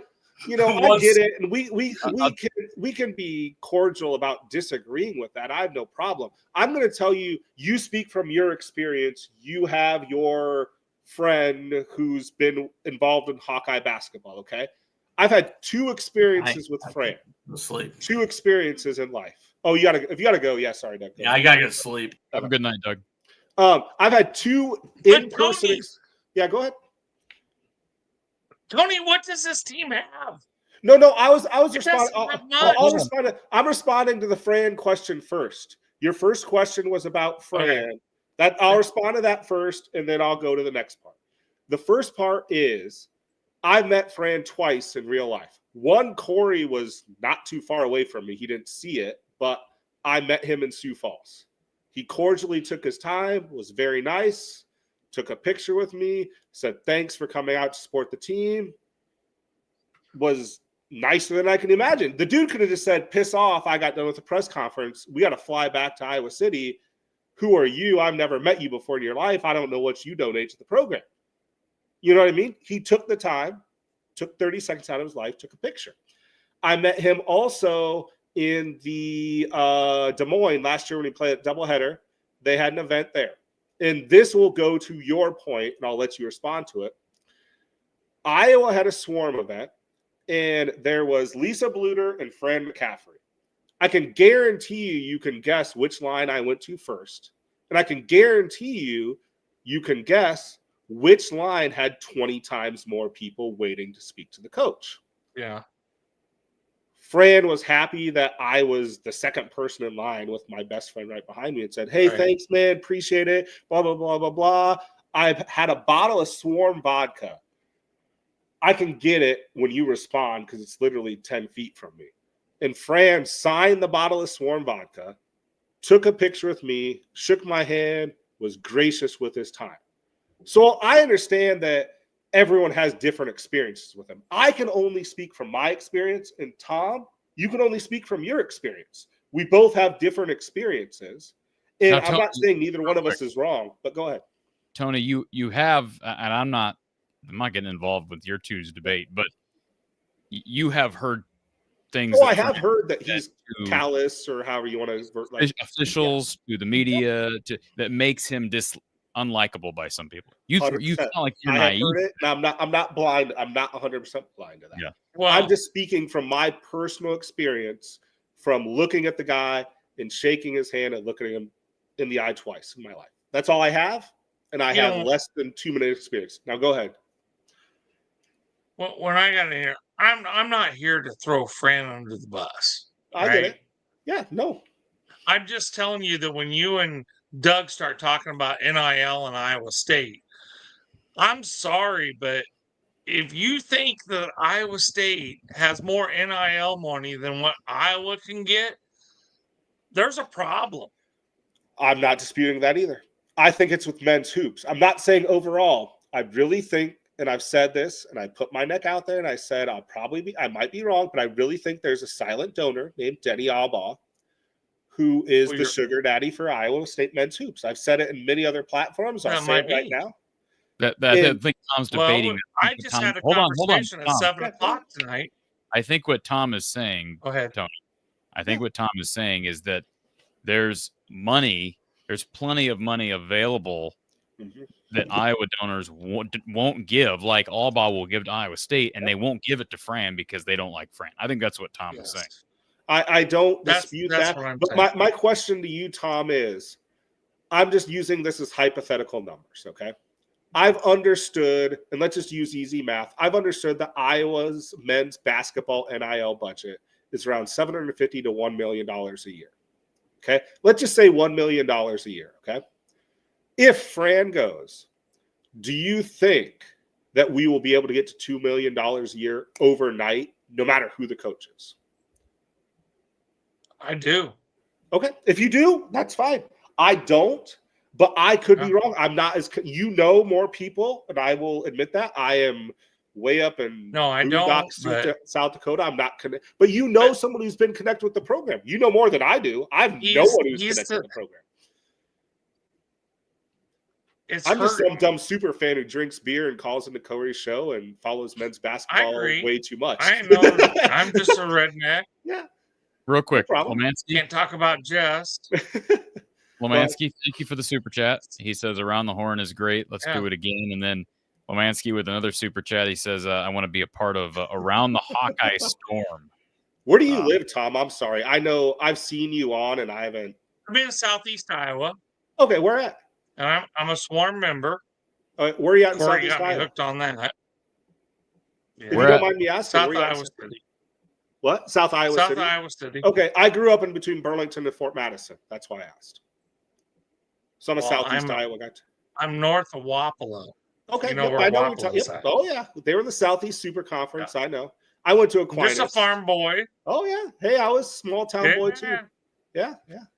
Yeah, all right. I know. See, we can find common ground, which is down Holy Cross. Yeah. We've one more before we let you both slide, and I'm going to let you both slide. But I do want to thank RTI Threads one more time. Check out their apparel. Owen Freeman, Peyton Sanford, Josh Dix, all featured. And you can shop Hawkeye football, Hawkeye baseball, women's basketball coming. All available at rtithreads.com. Our great sponsors over in the Siouxland, rtithreads.com. Use the /NIL. Click the link in your description, in this description of this video, to shop. And if it's if you're listening on your favorite podcast platform, your favorite audio platform, we also have the link there in that description. So check it out, rtithreads.com/NIL. The other Cory, not Cory from Michigan, the other Cory. Cory the Greater. I thought that's what we were. You're Cory the Lesser, and this is Cory the Greater. That's what we're calling him. Again, I'll repeat this for the 5th time. The only reason it's happening tonight is it's not night anymore, it's morning. Go ahead, Cory. Good morning, Cory. Well, I'm wide awake, and I'm ready to talk some shit, because it sounds like the sky's been falling all night as I've been listening. And I think we're going to be okay. I'm a bit of an optimist, but I'm still trying to find how we can find some kind of consistency in this team, because there doesn't seem to be, quite frankly, any. Well, Tom will. If you're going to ask Tom will tell you that you're not going to find any, and this team is exceeding expectations as is. So I think the better way to approach this, my opinion, is the better way to approach this is they've got a game against UCLA that even though I thought tonight was incredibly disappointing given what they did last time they were on the road, maybe this Friday they play angry, steal a road win. I was gonna say they have no business winning. So yeah, you watch. They will get up and they will bury UCLA threes and they'll walk out of there. Yeah, UCLA has been a weird team too. I mean, they got the Mick Cronin drama, and I mean they're beatable. They've got the short rest. The thing to think about is USC was flying high off that Illinois. They won at Illinois, and they came back home flying high, and they wanted to get off this. UCLA is losing a lot. Cronin just got booted. They're coming from a little bit further because USC's road trip was Indiana, Illinois, and then they had to fly back the morning of. that's USC. UCLA's road trip was Rutgers, Maryland, and they flew back late Monday night after losing both those games. I know it doesn't seem like that much difference, but every little bit matters, come back home. And who knows? They don't even know where they're going to play. Mick Cronin's still arguing with administration, last I heard, to say, are we going to play this game at UCLA or are we going to play it someplace else? Sorry, go ahead. Tom, what are you drinking over there? Looks like wine. I ran out of beer, so I'm down to wine.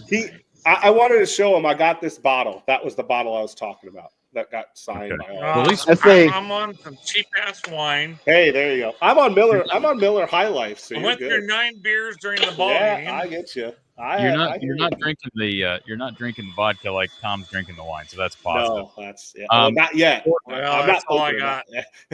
I say I got one more thing. Go ahead.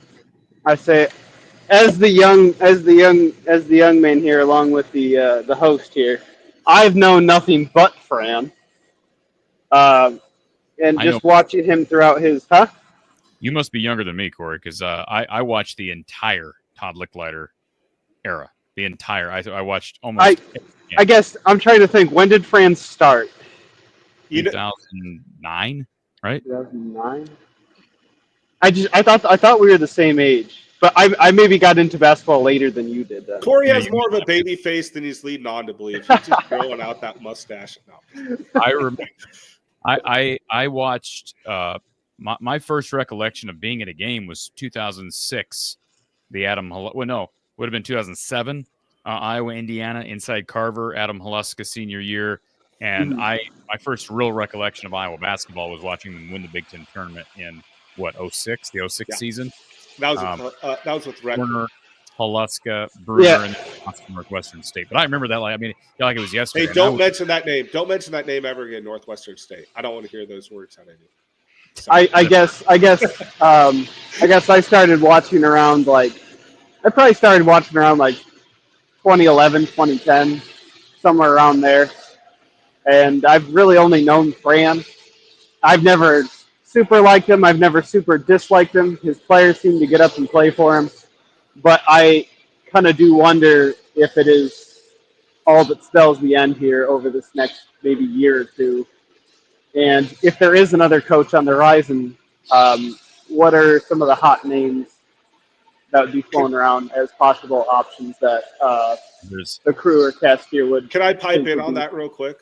Go ahead. Respond to him.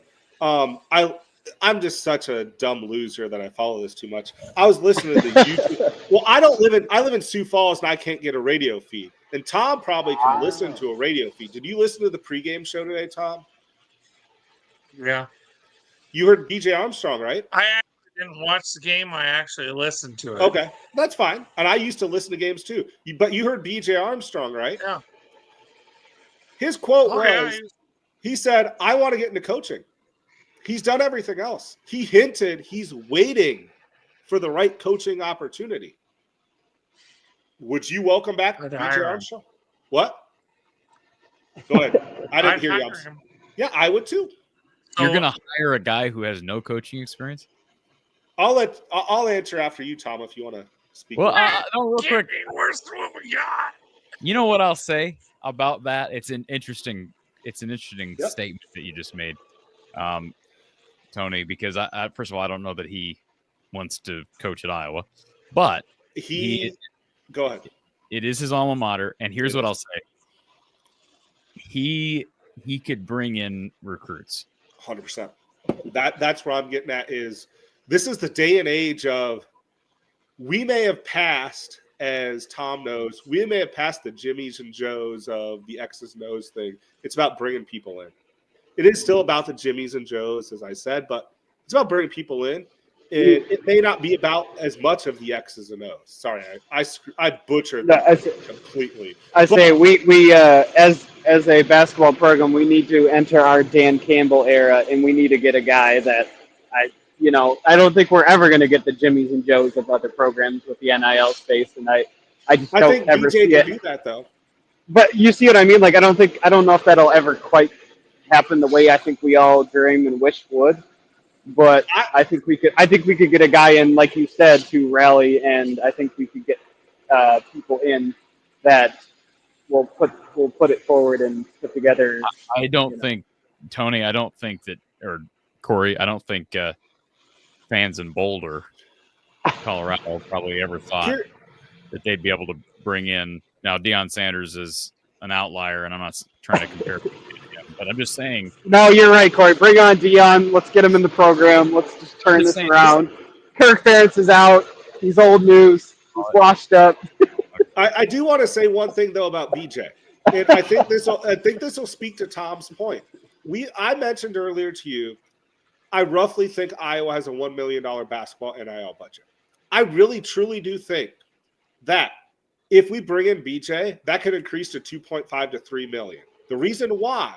I'm good for 5. There, we got 5. There we got 5. We're starting somewhere. The reason why I want to say this is if you bring in BJ, I got 5. The reason why I say this is the people who are older and who are probably more well off financially, they remember BJ Armstrong in that age group. I think you could get some wealthy donors. Corey's got his arm up there. He's got a question. No, I've got to end this conversation. So, Tom, we're having too much fun, Cory. I'm going to cut you off. I got to get to bed. Tom, I'm going to cut you off, and I'm not leaving you all on this platform without me. Tom, I'm going to cut you off one at a time. All right. I say, as long as one Cory runs the show, is that all right? Like, just leave me. Cory, I'll clock it down. I'll be up. I'm still at work, so I can run the show for a little longer if you need me to. So, I mean, Tom. Final words. Keep it clean. Do you have any parting? Oh, no, I'm just telling you that if Iowa wants to compete, the money's there. Okay, the money's there. Tom just finished off with the statement. Now, Cory, any final statement from you? Yes. As the optimist in the room, Hawks by a million. Always Hawks by a million. If you're Go the Hawks. optimist, I hate to say what that says about me. I think I cut him off in his last. I'm sorry. No, I'm sorry. Good way to end it. Yeah. Tony, we have somebody on the phone line. So let's go ahead and take our last call. And I'm going to keep Tony on the line because there's 80. We've dropped to like 79 people now watching. 1:15 in the morning. Thank you for calling from the Hawkeye of the Storm. Who's on the line? Dan, we met from Dubuque. Dan, we met from Dubuque. Good to meet you, Dan. Yes, I watch all your shows. I really want to thank you for all you do for all of us out here in Hawkeye Nation. Just wanted to add a little bit to what Tom had to say. Okay. I have several friends of my, I'll just age myself here a little bit. 62 years old from Dubuque, been a Hawkeye fan my whole life. Absolutely love Iowa basketball. Just from taking the temperature of people like myself. I know several people, and matter of fact, to quote one of them about a week ago, was talking about the Indiana game, and I brought up to this person, it's like, boy, the Hawks looked great last night.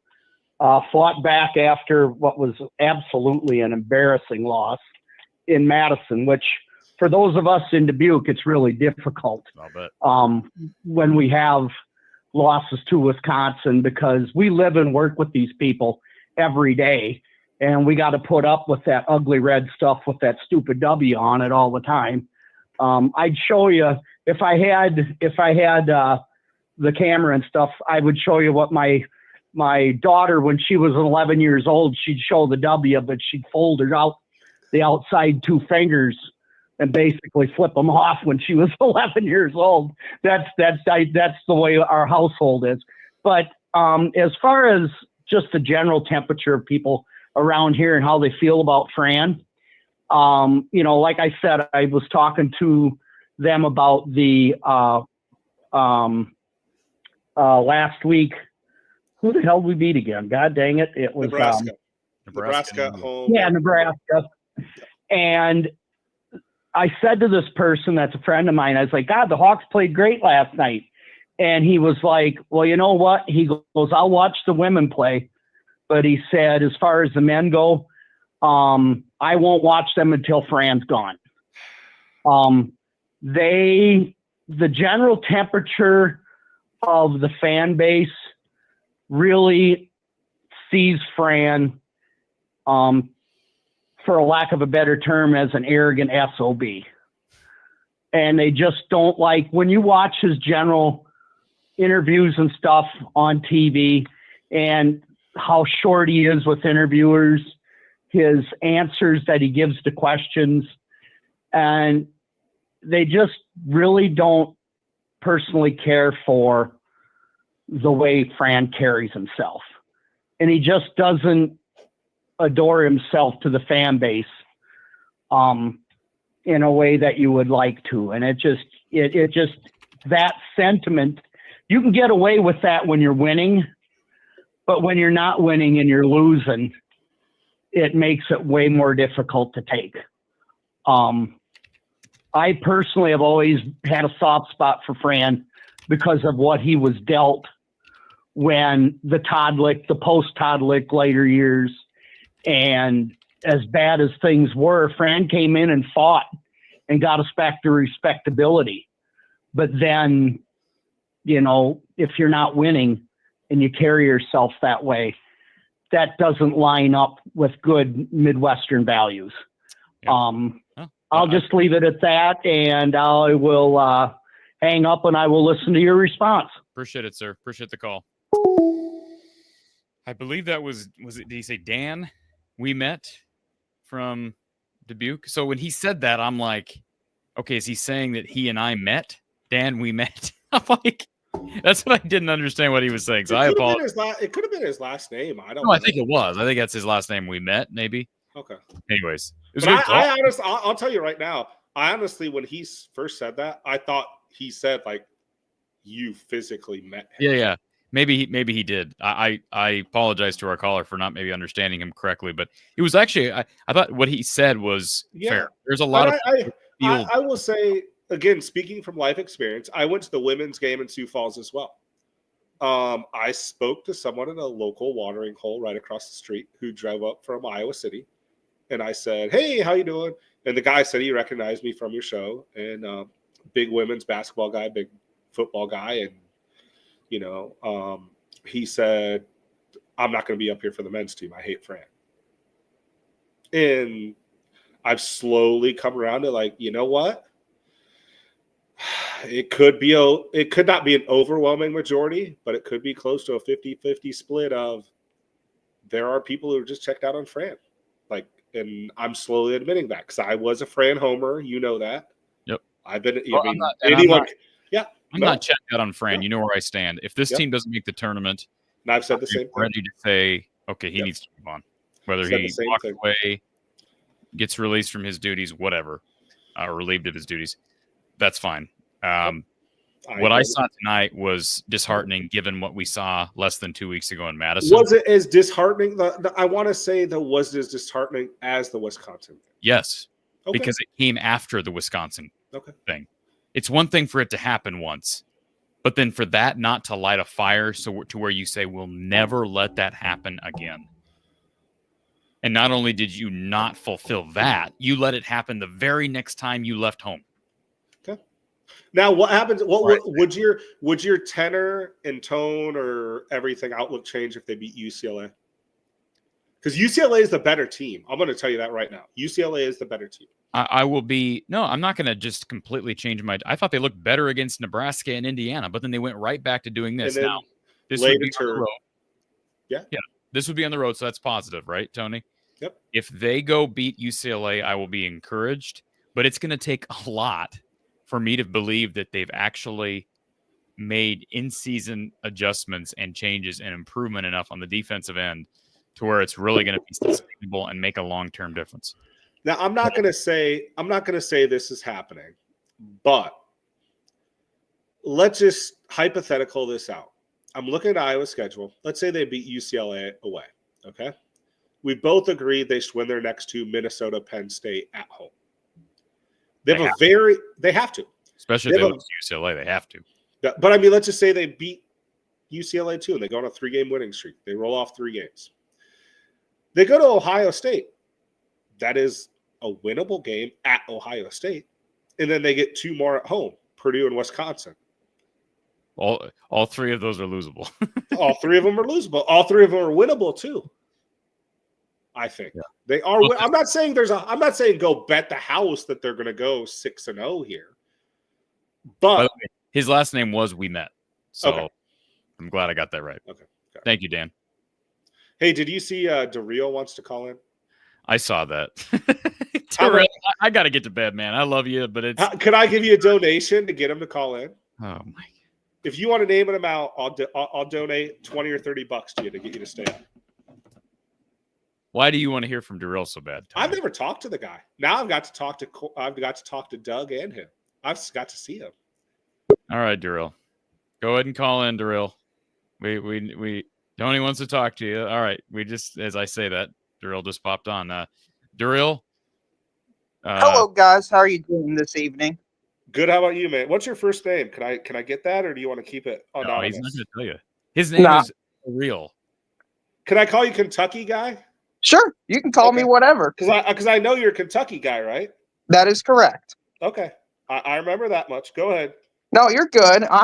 Cory was talking about in the past how I never call, and then I've been trying to call in for the last 2 hours, but you all had this around the horn segment. It's been good stuff tonight, Cory. I don't know if I'm being punished, though, for all my misbehavior and not calling in the last year, though. We're on the Mark Rogers show, Tony. I call him the fake MVP.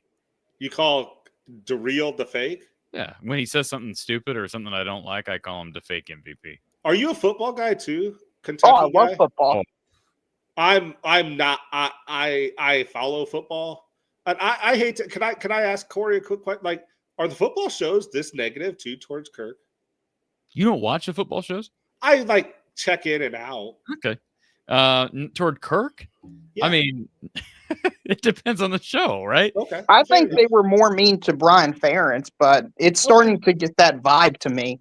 I think the word, Tony, you're looking for is apathy. Yeah, you said that. Yeah, you said that. Go ahead. Yep. Yeah, as an outsider, I don't need to know anything about Iowa's roster. I don't know anything about their coaching staff, but I can pencil in every game they play as 88-75. And I generally get it right over the last 5 to 10 years. And I think people you just got to flip the teams, right? Whichever team wins is yep. And I just think people are just bored of seeing the same thing over and over again. It's like watching the Marvel Cinematic Universe after the 13th time of the hero defeating the bad guy in some cool sci-fi way. I think everybody's just kind of bored of it. And I think that's what's happening to the fan base as a general. Do you watch the NFL, Tony? No, but I was actually going to follow up with a different question. If you don't mind disclosing, what's your age range? I am 20 to 30 years old. Okay. I am in my 40s. And what I was going to compare it to, and some callers may sympathize with this, is Hulk Hogan. You keep watching Hulk Hogan back in his prime, and it was the same result over and over and over again. And I'm a big pro wrestling guy back before the 2000s. I stopped watching since then. But I think it's equating to your Marvel thing where you're tuning in to see the same thing over and over and over again. Right. Where you tune in to see Hulk Hogan in the old wrestling days win over and over and over again. But go ahead. You're younger. I thought you were a little older. I apologize. No, you're cool. You're cool. Listen, I'm a faceless avatar. I could be anybody out there. So Kentucky, you can't I'm still calling you Kentucky guy. So go ahead. No, that's cool. What I was going to compare this to was Mike Tomlin of the Steelers. Oh, yeah. How they just go 10-7, 9-8 every single year, but they can't win that big game. Yep. And my wife's a huge Steelers fan, so I can equate to that. Go ahead. So, what does your wife say about Mike Tomlin? Well, she's from Minnesota, and she converted to being a Steelers fan because she was tired of being a Vikings fan. So that's how she became a Steelers fan. So that tells you they're a step above the Vikings, if you want to say that much. Right, but they do the same thing every year for. But they're consistent. Yeah, but they can't win anything. But they can't lose. If you want to do the flip side, you know what you're going to get out of him. You know what you're going to get out of Fran. He's going to be a solid middle of the road to maybe upper tier finish. But if you don't make the tournament, it doesn't. Oh, if you don't make the tournament this year, I agree. They're out. So if they win, we keep coming back. But they didn't make it last year. You know what you're getting from them, and you know what you're getting from Ferenc. Did you ever feel you knew what you were getting from Calipari year to year? At the end, yes, and it was painful. Yeah, we were going to get a super high talented team that would disappoint and not live up to their expectations and break your heart. Yep. And that's why you switched to Mark Pope, right? Yes. Yep. That's why I wanted Calipari gone after the Oakland game. I'm just like, I just can't do this anymore. I honestly wasn't going to watch any Kentucky basketball games because Kentucky could have gone 32-0 in the regular season, and I would have no faith they could even beat a 16th seed. That's how bad it got with Calipari. But no pun intended. You have faith in Mark Pope, right? I have hope in the Pope, yes. I had to. Sorry. No, you're good. The Pope beat the Devils this year. I'm not sure if you saw that. That was another good thing. I did, yeah. But anything else? No, I was just saying, I just think the women team, it's exciting, it's new, it's different, it's interesting. You've got heroes, you've got personalities that have made themselves larger than life, that feel like they're involved in the community itself. They're a fabric of Iowa. And I just haven't seen that from any of the men's team. As an outsider, I could be wrong, but no, Cory, I'll chime in a little bit here. You were at both the men's and women's game in Sioux Falls, both similar size gym. The atmosphere before the game was night and day. Because you were sneaking in at both. You saw both teams enter. Yeah, right. The men's and women's. Yes, and it was night. And I'm saying this as a diehard men's guy. It was night and day the difference. And I think part of that, Caitlin Clark, speaks a lot of volume, obviously. But there is success as well. They had to succeed. They could have still had Caitlin Clark and bowed out in the Sweet 16 2 years in a row. Garza was arguably the best player in college basketball for 2 years in a row. He's no Caitlin Clark. That's no, but I'm just saying. No Caitlin Clark. I do think part of the problem with where a lot of fans stand is not only the persona that sometimes Fran paints to the people outside the program, but also lack of outreach to the student body. Yeah, he doesn't do I heard giving away, a lot of people give away pizzas to students, get them in, camp out. Like he doesn't. He's just not warm and fuzzy. He's just not warm, fuzzy, welcoming, inviting. And that frustrates people. And then they see what they would consider mediocre results. You don't make the second weekend, and now you're not making the tournament. The patience wanes. And he's got himself to blame for the other stuff. He can't account for the fact that the women's program had a generational talent in Caitlin Clark and all that. But he can control what he can control. And there's certain things he's chosen to kind of just let go by the wayside. And that's his choice. Was DeRio, I want to ask you this. Was Calipari endearing to the fans? Because I know Mark Pope is. No. From everything I said. Would you say Mark Pope? Calipari was I don't mean to turn this to Kentucky, but no, you're good. Calipari didn't do the radio show hits, didn't care. He acted like he was just above everybody. He looked down on everybody, and that was the view the Kentucky fans have. He's like, why do I have to talk to KSR Sports? Why do I even have to be at these post-game press conferences? Hey, guys, attack me. Attack me. Don't attack the players. It's all my fault whenever he loses. And then he beat Auburn. It's like, hey, you all were completely disrespecting me, but we beat Auburn. They were the number 4 team in the country. Where's all the credit that I get? And he just made a complete jerk and clown out of himself. I mean, it was so infuriating, Tony. What about Keep the Faith Pope? Oh, Keep the Faith Pope. He's amazing at it. He seems endearing. He is. That's one thing that when there you was do coaching changes, you've got to make sure you get the polar opposite of what you're not getting from the previous coach. I'll tell you. If we replace Fran, it's got to be someone like a Pope. Now, go ahead. I'll tell you some stories real quick, short stories. When Kentucky played Gonzaga, the people at KSR drove there for 6. The Lexington, Kentucky to Seattle, Washington is a bit of drive. And at the end of the press conference, he showed his players, "Hey, those guys, they drove all the way out here. Isn't that cool? They drove out of the way." He actually was involved and understood the journey they took. And then during the Mississippi State game, there was a lady in a wheelchair that was in the second tier, and she wanted to meet Mark Pope. But, she couldn't make it down there because she's disabled. So Mark Pope walked all the way up to the second level and sat down and talked with her.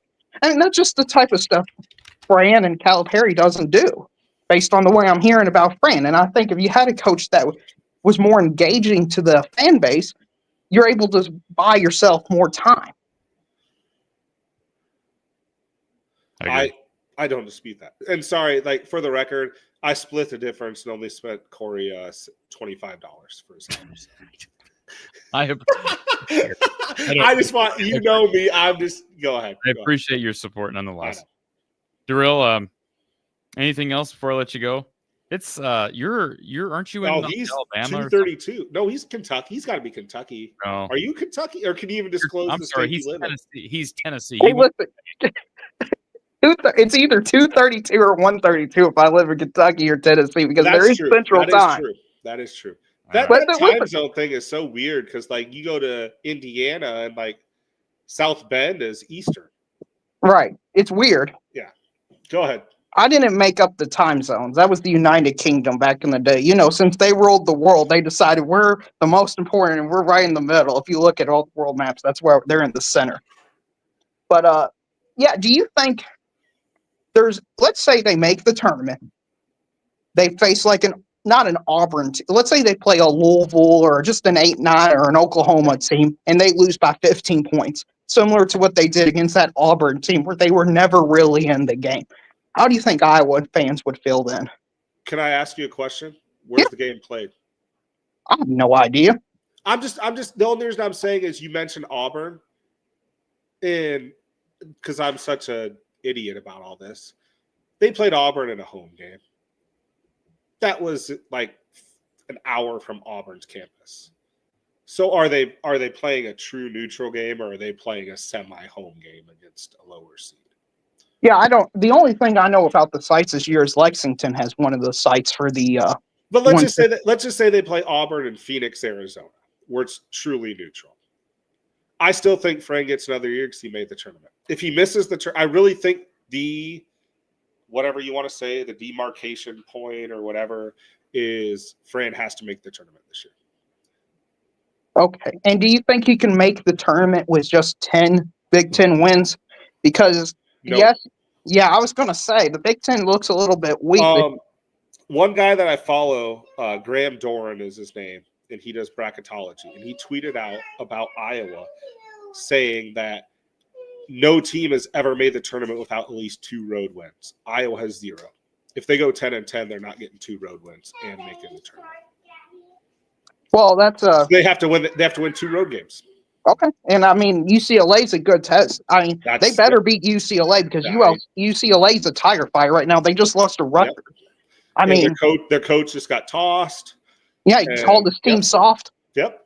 He looks like Alford to me, but that's just me. So. Right, he's on the hot seat as well. This could be a legitimate battle of the hot seat. It's like, coach, losing. I don't think Fran's quite on the hot seat, but he will be on the hot seat and probably fired if he doesn't make the tournament. I still don't think it's hot, but I think it's hot if he doesn't. And is he making the tournament, Tony? Sorry. I'm flipping a coin. I really do think it's 50-50. I really do. I think there are some winnable road games. There's Ohio State. There's Rutgers. Rutgers has a lot of talent. Rutgers has a lot of talent in the world, but they're freshmen. All they got to do is find a way to steal 2 road games and only lose 1 home game. And go. What did I say though, Tony? What did I say before they headed out to California? I said it's really important that they win one of these 2 games. Yeah, if they win one of the 2, they're on pace. Here's the problem: if they lose both of them, then they're back below 500. They are. It's like here's what it's like. Let me equate it to say. Did anybody follow tennis?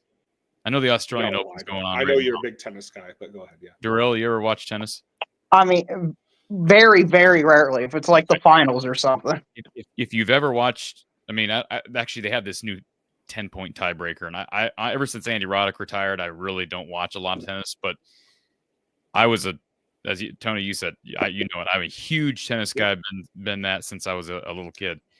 But in a tiebreak scenario, if you can get up a mini break, you get 2 serves in the tiebreaker in a row. So it goes 1 serve and then 2, 2, 2, 2, 2, 2, 2, the rest of the tiebreaker, right? First one to 7, got to win by 2. If you can get a mini break, okay? If you can get a mini break, then you are able to play with a sense of relief, a sense of, you're able to kind of relax. Not relax. You get what I'm saying. You're playing with house money. Less pressure on your service points.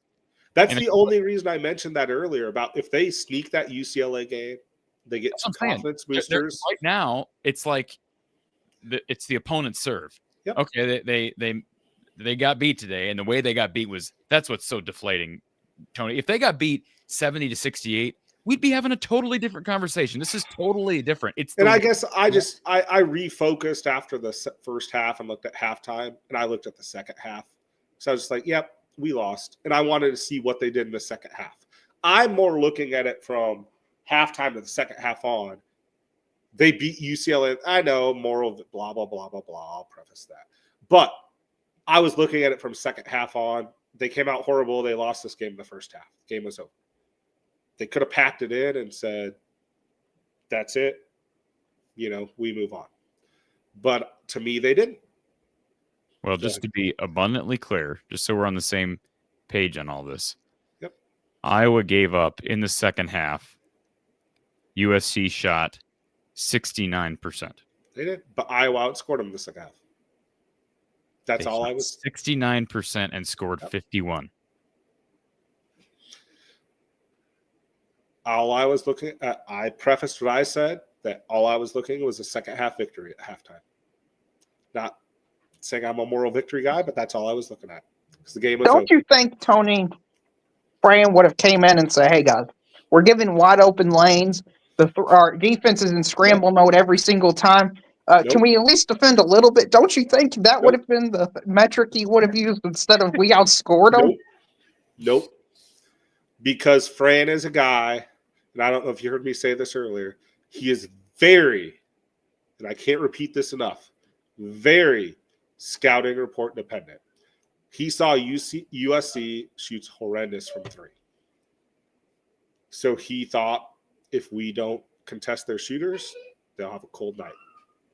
I mean, I get that, Tony, but you've got to at least get some resistance in the paint. I don't dispute what you're saying. I agree. I'm just telling you what Fran's saying. That was your question to me.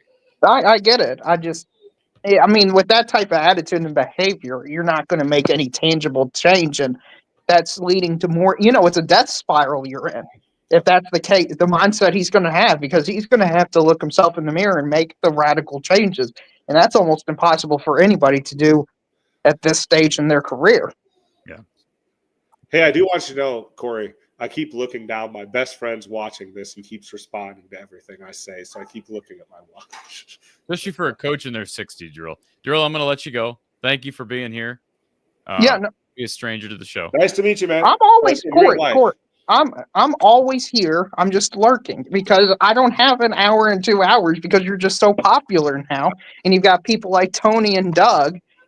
I understand. I appreciate your diligence in watching. Yeah, I do my part. I hit the like button as everybody should do. I hit the subscribe button. Don't forget about me, Cory. When you hit 100,000 or 200,000, don't forget about us that were there at the very beginning, okay? I'll see you over at the Voice of College Football. Stop it, Cory. I'll still be here, okay? Voice of College Basketball. We need to start that. No, sorry. Go ahead. All right. So we had somebody that said. I did. I saw. Yep. Go ahead. Dom wants a word. Yep. So, Dom, well, it's the only person that can be because nobody else is calling this phone line at 1:40 in the morning. Dom?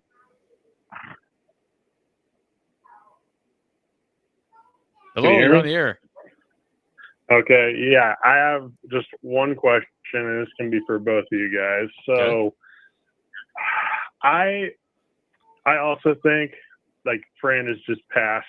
I mean, to me, he didn't get it done with having 3 National Players of the Year, caliber guys. He didn't get it done. Like, if he wasn't going to get it done with them, how is he going to get it done ever?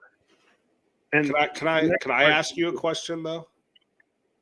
Sure. Is your only definition of getting it done a Sweet 16? No, but he should have one of those. I don't think that's a very high bar to set. I never said it's a high bar, but I'm just asking if that's your only definition of him getting it done is a Sweet 16. I agree. I think it's fair to say getting it done when you have National Player of the Year. Don't dispute that. Is at least the second weekend, Tony. I think that's fair. Don't dispute that, but I wanted to ask what the bar was because he did have a lot of regular season success. Go ahead, continue. Yeah, I would say that's like at least the lowest bar that should be set, because past that, you're kind of hoping for anything at that point. But we're not even getting close to that. We're not even sniffing that. I mean, they won the Big Ten tournament and then just completely folded in the worst game I've ever seen out of Iowa basketball. In their defense, they did have the 1 year with Luka Garza, Joe Wieskamp, Bohan, and those guys. COVID. They were an overtime away from the Sweet 16. The COVID year. No. The COVID year? No, it was a year before that. They were an overtime. It was like Tennessee or something. Went to overtime against Tennessee. They won that overtime there in the Sweet 16. Yeah. So he has been close in his defense. And Oregon was close. Yes, they did get blown out, but they were in that. No, I'm saying Oregon. You're not saying Oregon is the close, but I'm saying they were a game away. The game was not close against Oregon. I have my reasons why it wasn't close. Yeah. No one wants to listen to them, and I get it. But the Oregon game, they were a game away from the Sweet 16. Villanova, they were also a game away, and Gonzaga, they were a game away. I do want to. Sorry, I know you wanted to call in to speak your mind, so I'll let you go ahead. The thing is I don't even like the years that they lost to Gonzaga. They went to the national championship that year. Those teams did. So I kind of give a pass to those earlier years, but they were a 3 seed the year they lost to Richmond. I mean, they were a 5 seed. I remember your point still stands. They should have won that. They still should have won that because Providence was a 4 seed and they were a huge favorite. Yeah, they were. I'm not meaning to interrupt you. We've had our differences in the chat. Sorry, Dom. Go ahead. They were a 5 seed when they lost to Richmond. Oh, okay. Yeah. Okay. All right. They were a 3 seed when they lost to Oregon, right? Or they were 2 seed. They were a 2 seed. Oregon was a 7. Iowa was the only team who had to play a team after 36 hours who had a bye. I can go on and on and on, but go ahead. Say that again, Tony. Whoa. Say that again. Iowa, when they played Oregon, that was a COVID year. Oregon had a bye. Oregon was a 7 seed. They did not play a first-round game. Iowa had to play against Grand Canyon late at night in Florida and only had 36 hours rest to play a team who already had a bye, and they played them at 11 a.m. Eastern time after playing them late, I want to say 8:30 to 9:30 on Thursday. Yes, I know, bullshit, blah, blah, blah, blah, excuses. They should have beat Oregon. Oregon played a compacted Pac-12 schedule that year. They didn't play a full allotment of games. I can go on and make all the excuses, but they still should have beat that game because they were a 2 seed. Oregon was a 7 seed, most underseeded 7 seed ever. But go ahead, continue. And they got blitzkrieged. They did. They got outmatched. Horrible matchup. Now, that Iowa, we keep saying this. You said they played Villanova, they played Gonzaga, blah, blah, blah. When's the last time Iowa under Fran McCaffrey has been able to play a lower seed in a round of 32 game to advance to the round of 32? You still have to have scheduling luck in March Madness sometimes as lower seeds. Iowa has yet to play a upset team in their round of 32 game to make the Sweet 16. Yep, making excuses. I get it. Sorry, I'll shut up. I went on. What do you mean? Wait, hold on a second. What do you mean they have yet to play an upset team? Chad Leistiko wrote this article.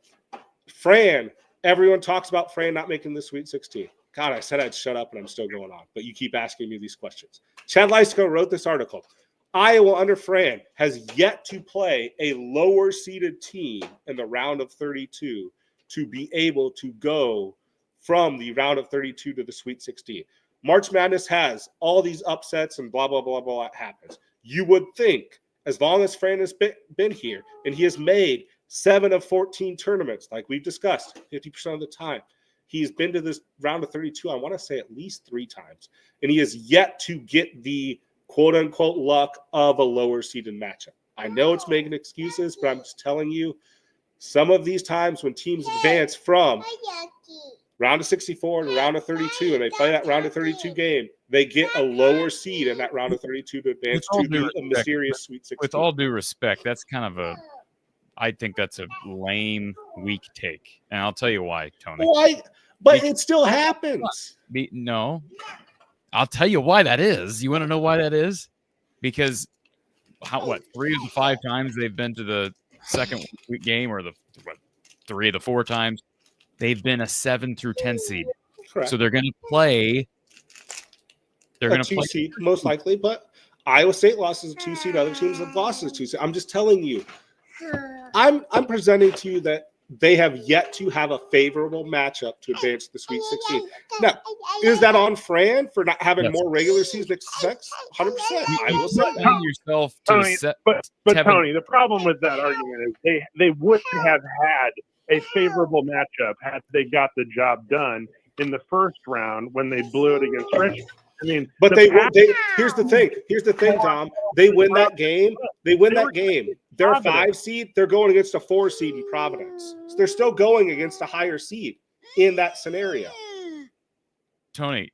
Well, which year were they a 2 seed? I thought which one was the 2 seed? No, they were a 3 seed against Northwestern State in the Alford years. They were 2 seed against Oregon. The Oregon one was where they were 2 seed as a 7 seed, but Oregon got the bye, and Iowa played on 36 hours rest. And I can keep going on and on about other things about that game, but Tony, it is what it is. They were still a 7 seed, and Iowa was they should have beat them, but they were the most underseeded 7 seed. I will say, top 5. But they were still a 7. They were still a 7 seed, but they won the Pac. They won the Pac-12. When's the last time a power conference team won a power conference and was a 7 seed?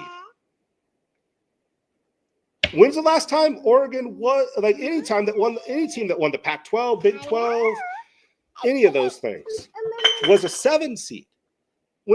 Can you remember the last time any power conference team was a 7 seed? I've got to go. Sorry.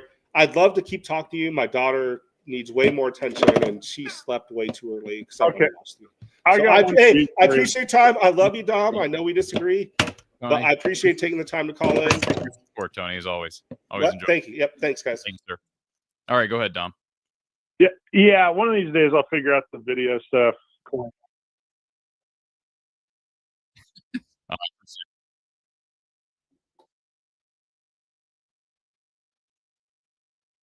No, you're good. I appreciate the support.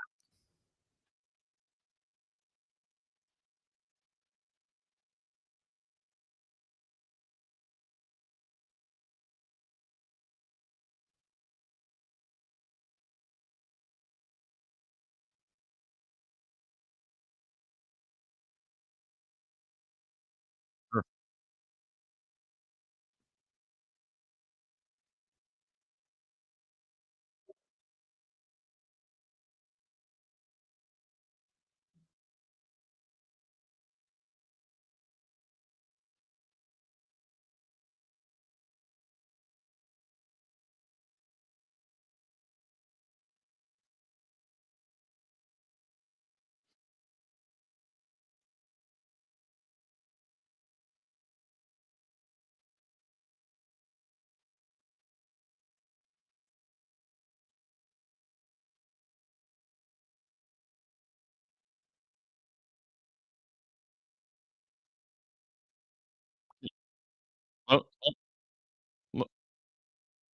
Well, let me respond to that real quick, because I don't think what you're saying is totally accurate, because keep in mind, they're not getting Luka Garza if it's not for Fran.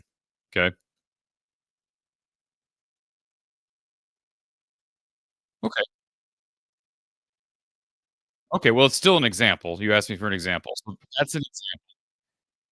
Okay. And let me just tell you something else about the Murray twins. You do remember, Dom, that basically no one else offered them. Keegan had an offer out of Western Illinois at a high school. They had to go play an extra prep year because they were not wanted by anybody else. Auburn was in on them a little late, but Fran was the only guy that believed in those guys. So even though they had the Iowa connection, there's no guarantee that the next Iowa coach or a different Iowa coach would have even offered him scholarships. They were totally off the radar.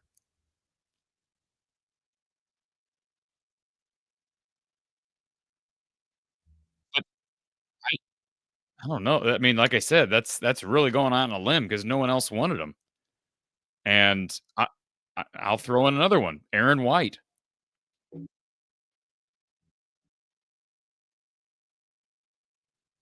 I mean, he was an Ohio kid. Yeah, I mean, I can see why you say what you say about Devin Marble, about Jordan Bohannon, Joe Wieskamp's an Iowa kid, Peyton Sanford's an Iowa kid, as is Price. Obviously his two sons. CJ Frederick ended up transferring out. Melson Basabi, but was he good enough to really be in that conversation? Probably not. Yeah, I mean, I think you got to go Garza, Aaron White, and I still think the Murray twins, in spite of their connections to Iowa, they just were so far off the recruiting radar. And you could even throw Tyler Cook in the mix. I mean, he's not an Iowa kid.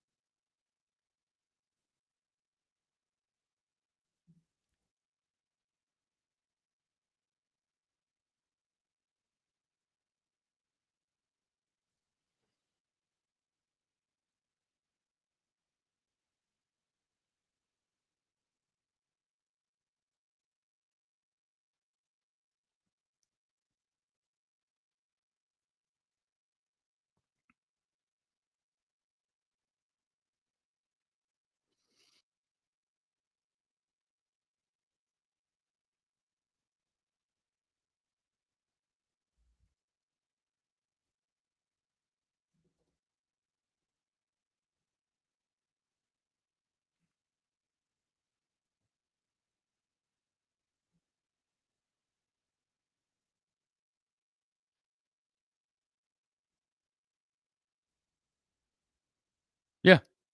Yeah. I mean, France in I mean, I was just, as you were talking, I was just Googling DeSante Bowen, who's a kid that didn't work out here. He is averaging over 11 points a game at St. Bonaventure this year.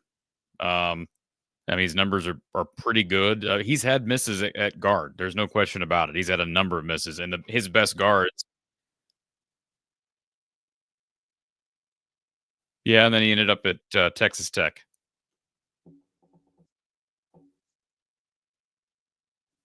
Isaiah Moss went to Kansas. Tony Perkins went to Mizzou.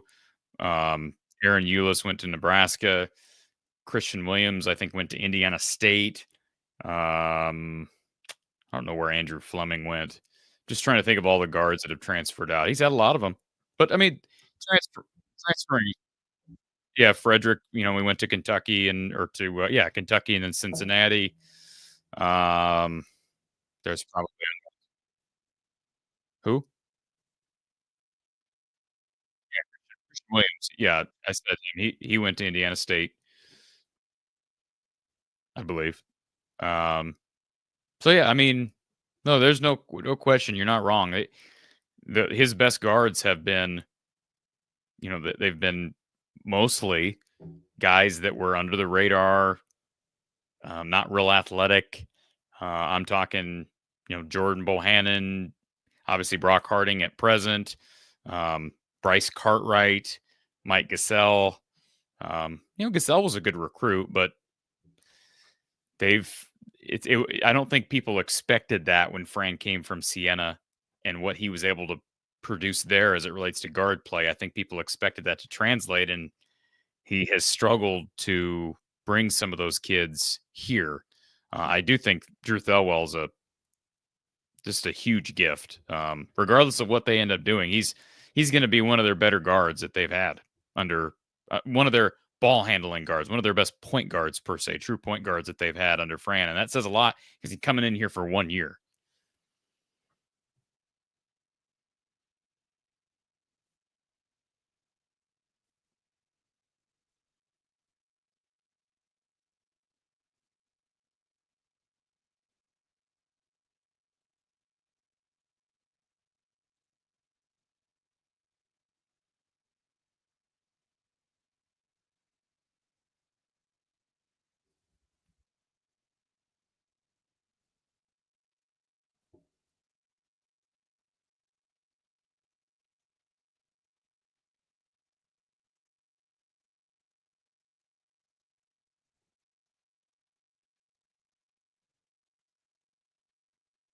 Well, Felwell will be gone as well, we expect.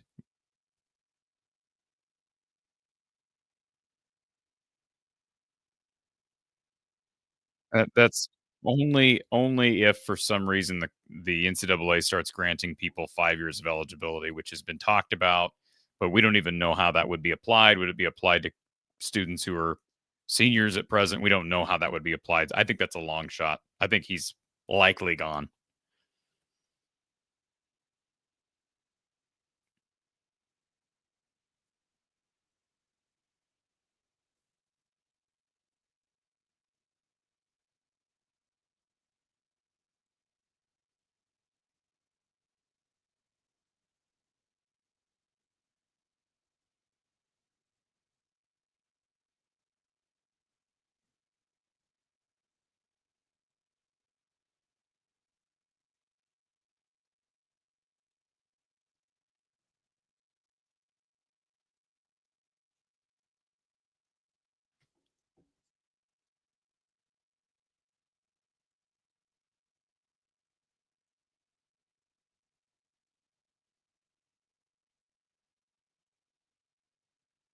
Well, I don't know what the buyout is and how it decreases as we get closer to the end of the contract. But if he's not extended, it's just like with football. If a guy's not extended, he's going to have more and more problems recruiting. So, where there's a will, there's a way. If they don't want to extend him and he's struggling to keep it up on the recruiting trail, and it's maybe a little easier now to work with the portal. You don't maybe have to guarantee players the next 3 to 4 years, but you do have to guarantee them 1 to 2. But I think there's enough money there. I don't know what the buyout is again as it decreases each year. But there's definitely some decisions. I'll agree with you on this. It's a big 2-year period because even if Fran does make the tournament and earns his way back next year, maybe he does make the tournament and they retain him. I don't think that's the right call, but it's not my decision.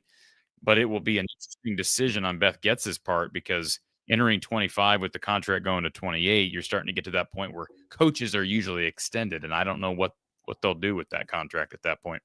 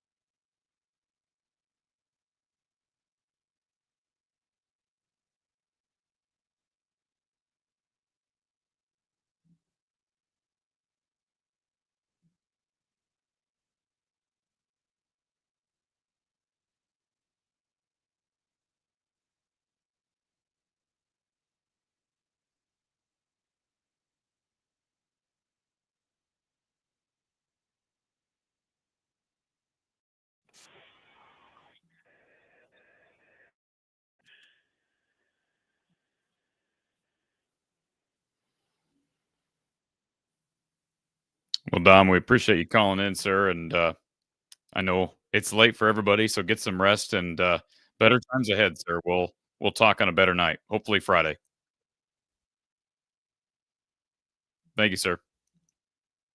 All right. I don't know if people are having problems with Dom there at the end. It sounds like maybe some issues with Dom's audio on the YouTube side. So we'll have to look into that. I don't know why that would have happened, but we appreciate everybody being here, Chad, and everybody in the chat. If you're up for making a donation, it's always appreciated, especially for a late show. Appreciate everybody that did. Tony, Dom, etc., Lemansky, everybody that chimed in with a super chat or a donation this evening.